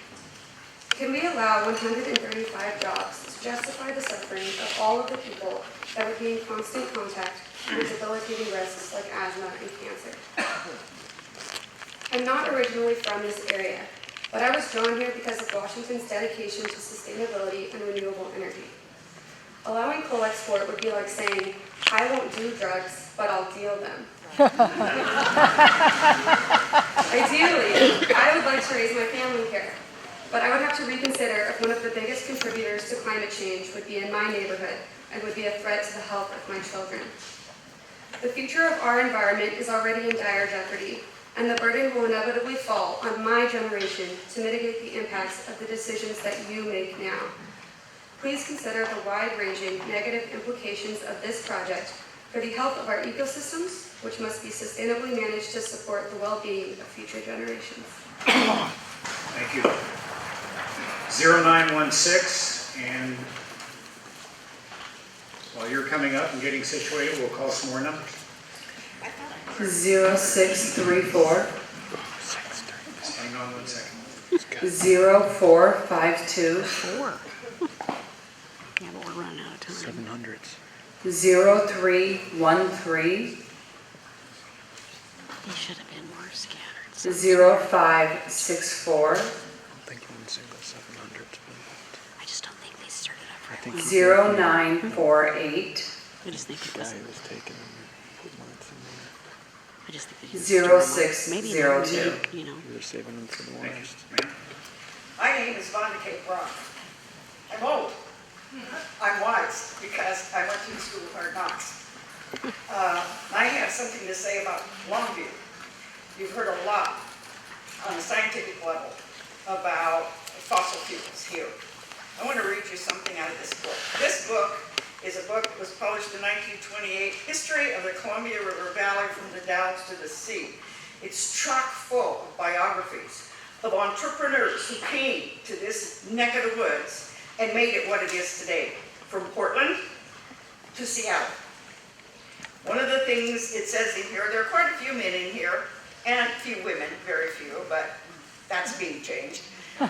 There were quite a few men in here who are from this area. One of them is a man by the name of John Howard Sechrist. It says, the history of Longview is a notable one in the record of city building in America, and its marvelous development is the outcome of the combined effort of men of high civic ideals as well as marked capabilities in their particular fields of labor. Okay, this is Longview. This is where the buck stops. It's not where it started, but it's where it stops. So no matter what else you decide, you have to consider this is where the buck stops. I'm a Republican. I'm a conservative. I believe in industry. But by damn, I believe in renewable industry. B.F. Brock came here in the 1800s from Vermont. He came here and he started the logging industry. He logged the whole time that he was capable of doing that. We've had that industry in here ever since. We have a wonderful port. We have a wonderful Columbia River, by the way, which even though some of us may not live here in this particular geographic location, we do care about the Columbia River, so we also have something to say about coal. So, when you make your decision, you think about the fact that there's a whole bunch of people here who have a lot of roots that go way down, who put a lot of their time and effort, tax money, and children into this vicinity, and that all needs to be considered as well as the detrimental elements in coal. Thank you. But I didn't have to battle for anymore.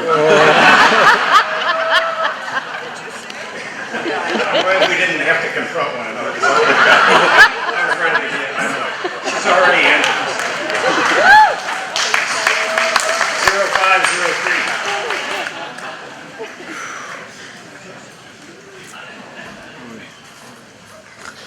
Hi, my name is Kathleen Sullivan, and I live in Astoria, Oregon. I consider myself an economic refugee from the state of Michigan, so I do know a little bit about what happens when unions get betrayed and corporations well wishes. Let me say that.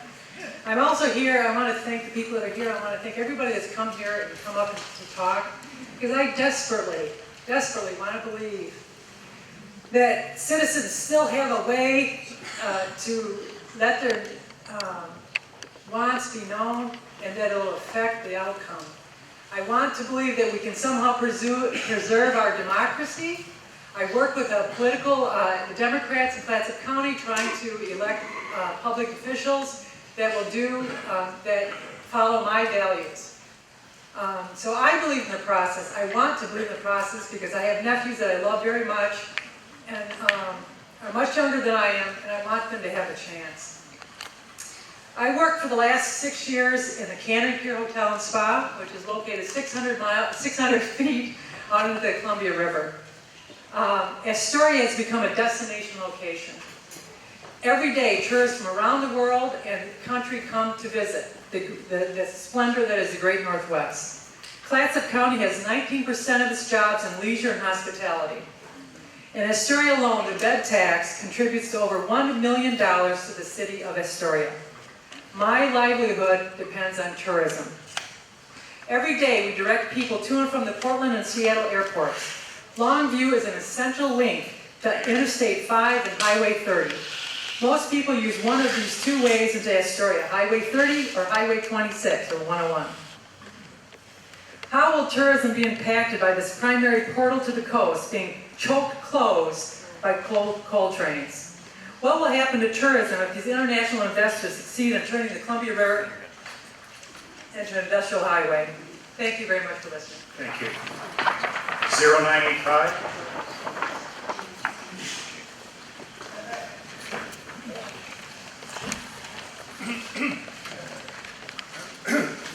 My name is Peter Goodman.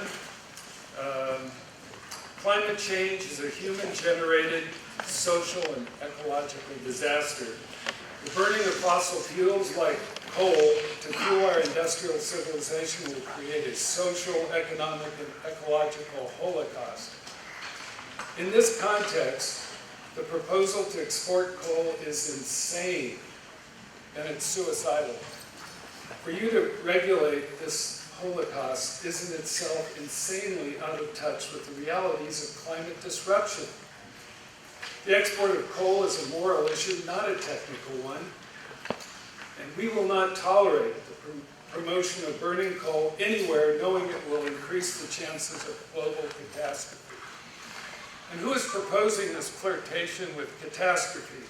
A collection of sociopaths in boardrooms far from here who would risk global catastrophe for their private profit while leaving the rest of us to pay the cost.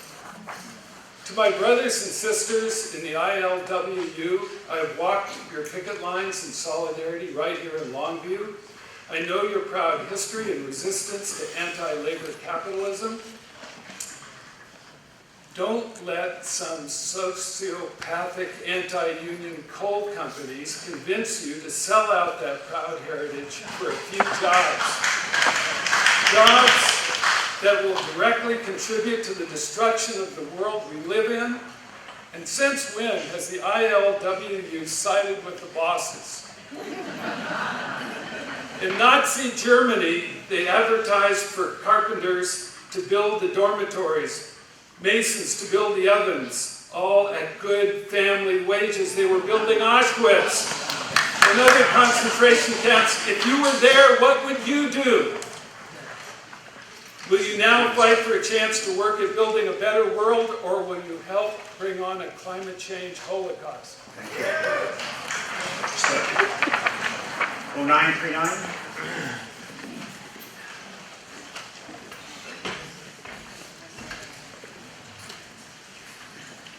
Good evening.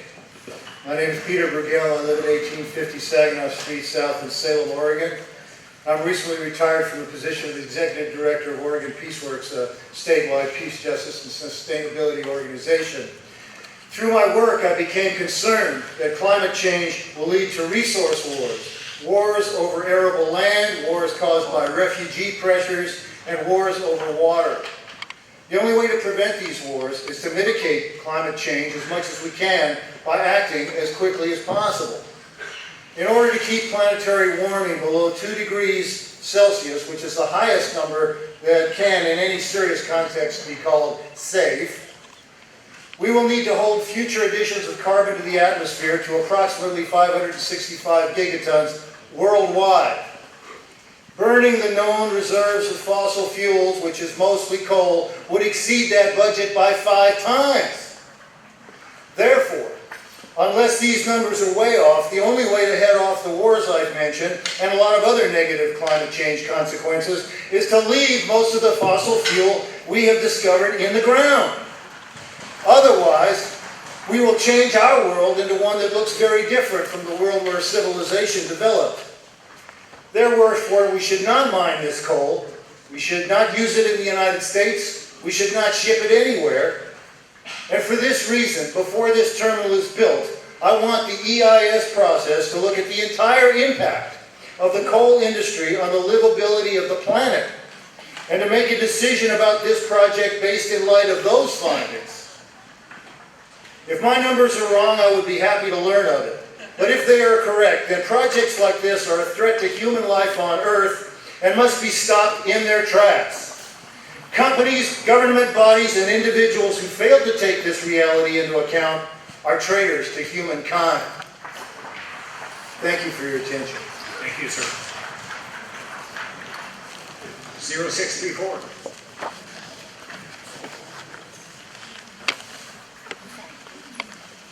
Hello, Mike Morris. I live over by Lake Sacagawea, just about 2 blocks from the Highlands area, so just want to speak a little bit to quality of life. I also lived in Nebraska for 2 years, where I think 65% of their power is produced by coal. And I worked about a stone's throw from where the coal trains went by every 15 minutes. No one ever complained of any dust. I never saw any dust. My wife, who has asthma, never had any attacks or anything like that, except for when they were harvesting corn. So I think that would be next, Steve. Thank you. 0452. I lost. Did that make sense? No. Too tired. He's pro. Hi, my name is Ina Rainey. I am an employee at Millennium Bulk Terminals. I've been on site down there for 35 years. I worked for Reynolds, and then I worked for Alcoa, Longview Aluminum, Chinook, and now Millennium. Millennium has been the very best company I've ever worked for, bar none.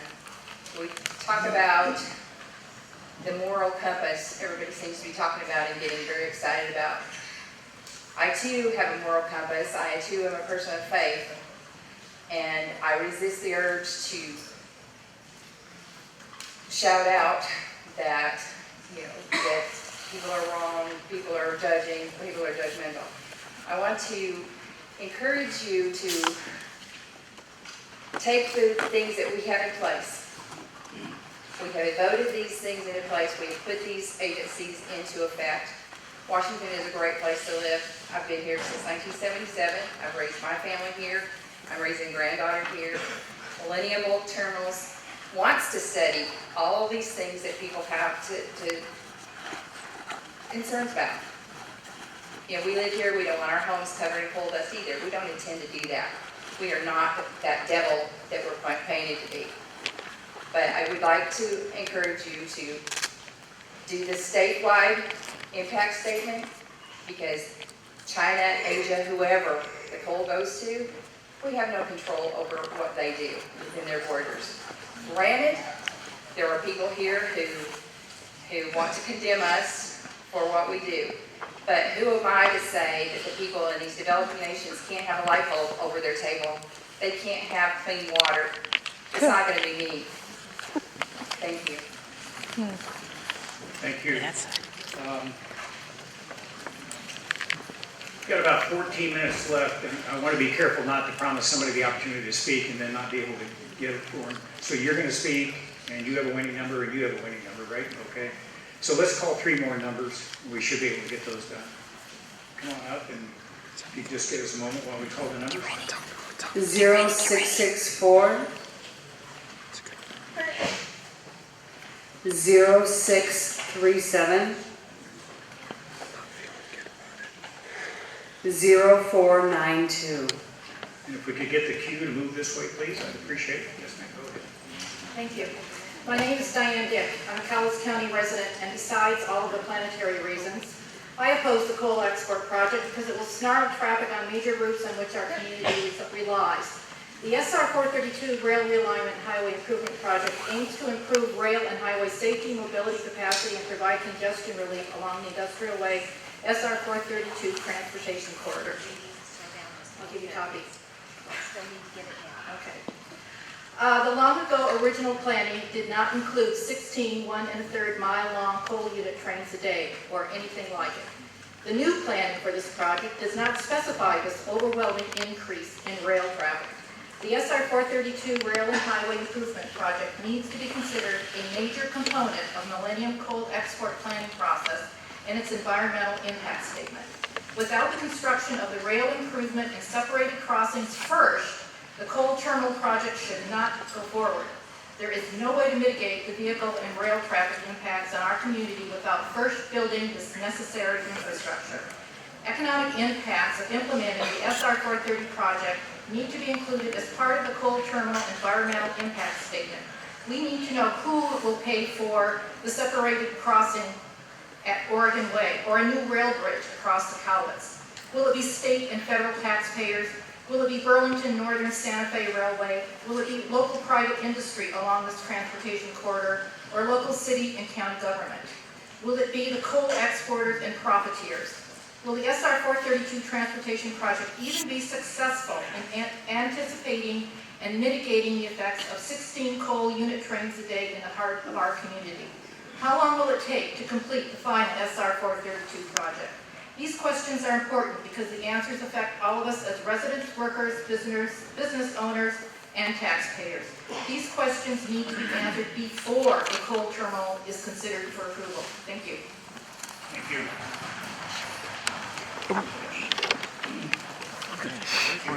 Zero 564.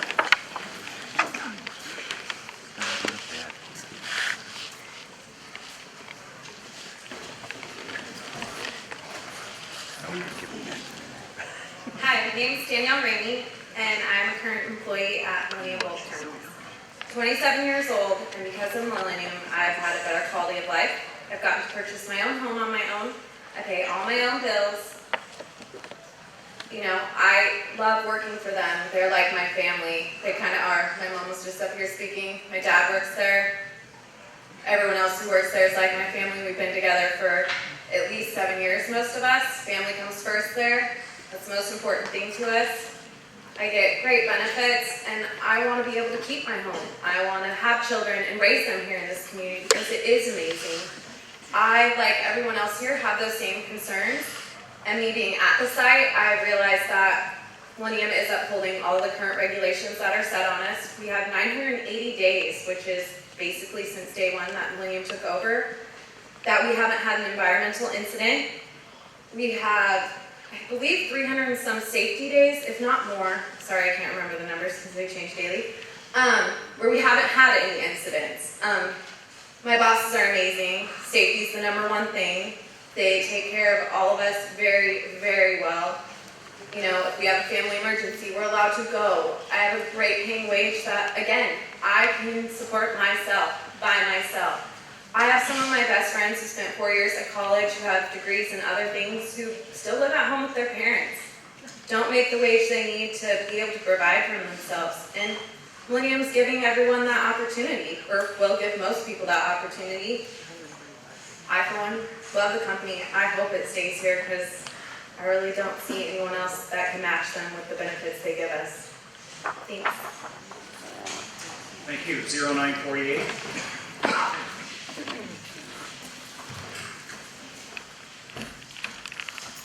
Good evening. My name is Jim Eversole, and I'm a lifelong resident of Southwest Washington. And before I start my speech here, I'd like to throw out a couple of facts. If the roads have to be modified for rail traffic, as a general rule, the railroad pays approximately 5%, and I've researched this, and the taxpayers pay 95%. That's something to remember. That's a lot of money. And the other one is the last sale in the Powder River Basin. We sold the coal to a foreign company for $1 per ton. That sounds like a third world country, doesn't it? Selling their resources for $1 a ton. On the other hand, I live in the Columbia River on a 41-foot sailboat. The Columbia River is my front yard. I don't want people dumping coal in my front yard. And people that say there's no coal going off these coal trains either haven't been out on Highway 14 on a windy day, or out either that or they're full of BS. I've seen it so bad it hits the windshield of my car. And this is up around Hood River, Oregon. Trains doing 60, 65 miles an hour. Wind blowing out of the west, 30, 35 miles an hour. I stopped and checked it with a wind meter. And it was bad, and there's pictures of this. And I'd also like to say the Columbia River, we have literally spent millions of dollars to get the salmon back in this river, millions of dollars. This year we had the best salmon run since 1938. Do we really, why would we want to give this up to help a foreign company get coal? You know, are we nuts? According to railroad figures, a coal car loses between 300 to 500 pounds per car per trip, a total of hundreds of tons of coal per year. I figured this out. If they get the one at Bellingham in and the one down here, we will have 144,000 tons of coal per year. I urge that we get the wide-ranging EIS. Thank you. Thank you. 0602.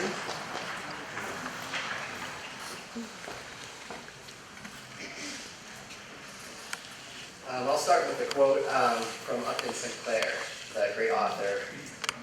It is difficult to get a man to understand something when his salary depends upon him not understanding it. So that reminded me with all the blue shirts out there. A couple weeks ago, I got stuck in my hometown of Washougal at one of the railroad crossings. And as I watched car after car after car of coal pass, I looked at my daughters who were also in the car, and I tried to imagine what they would be thinking or asking of me 20, 30 years from now, should more of this continue. I think it's high time that we take this review process for what it is. It's a scam, it's a joke, it's corrupt, it's illegitimate.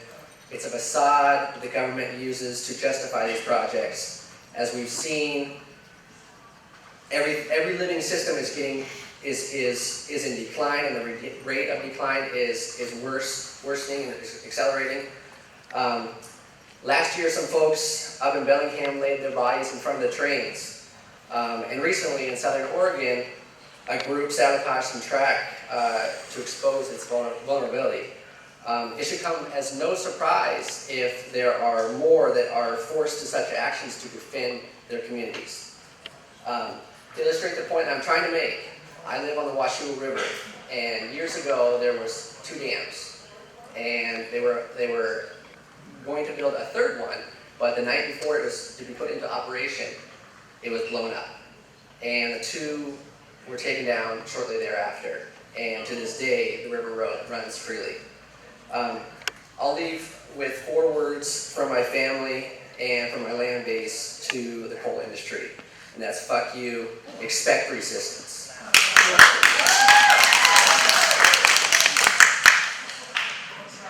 Thank you. 0664.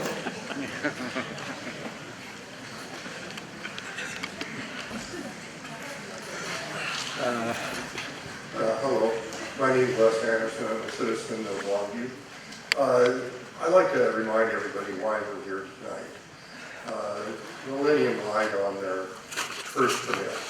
They said they want to do 5.7 million tons of coal a year, when in fact they had them there, but they want to do 60 to 80 million tons. That's not a fib. That's not a small line. That's not a mistake. That's a big, blatant, misleading lie to try to mislead this state, your agency. I was speaking to one of Millennium's officials tonight, and he said with a wiry grin, it depends on what interpretations are. This isn't an honest company. They're not to be trusted. We need to do a full and complete report, a full, complete study, pit report. We need to know what happened over in China, what's going to happen with the sulfuric acid that's going to be put into our atmosphere and rain on us, destroying our shellfish industry.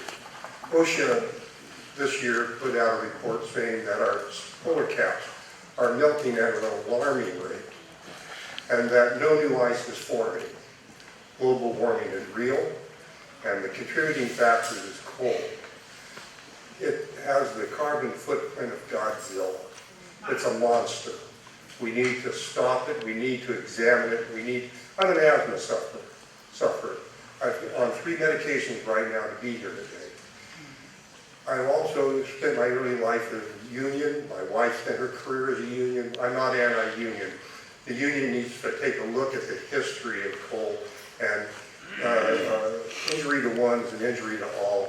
They should look at the hundreds and hundreds of corpses that coal has put in the ground on the backs of the union.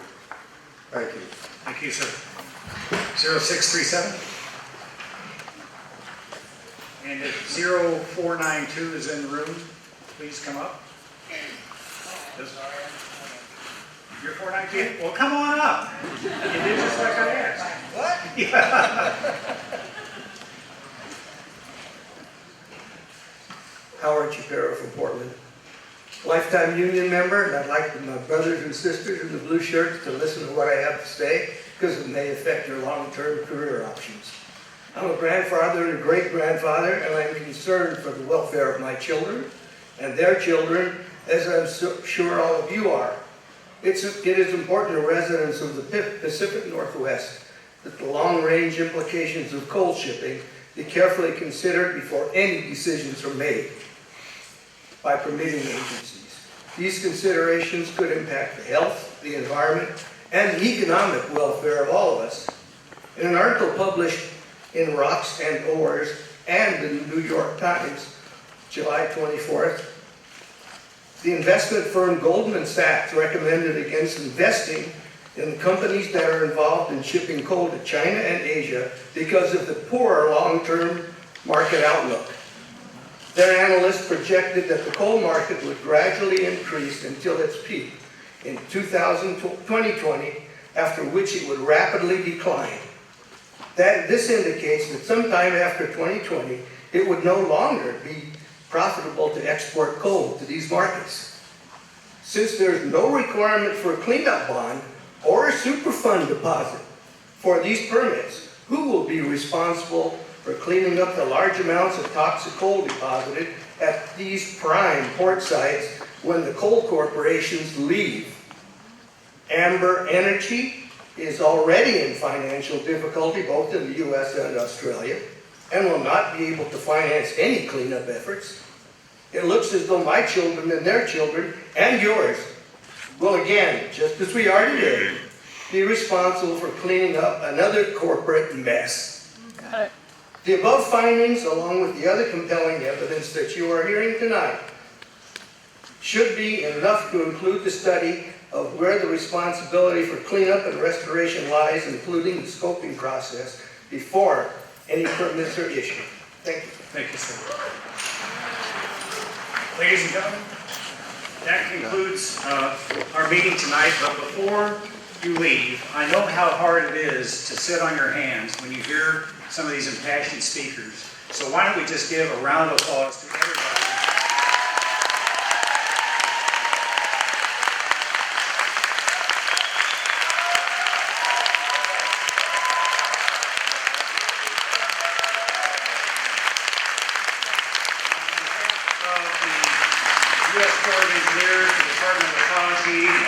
County, I know they are very appreciative of the input. It's very clear that many of you did a lot of homework. I saw something tonight I've never seen before, which is testimony by Skype. I've been doing this almost 40 years. You'd think I would have seen everything.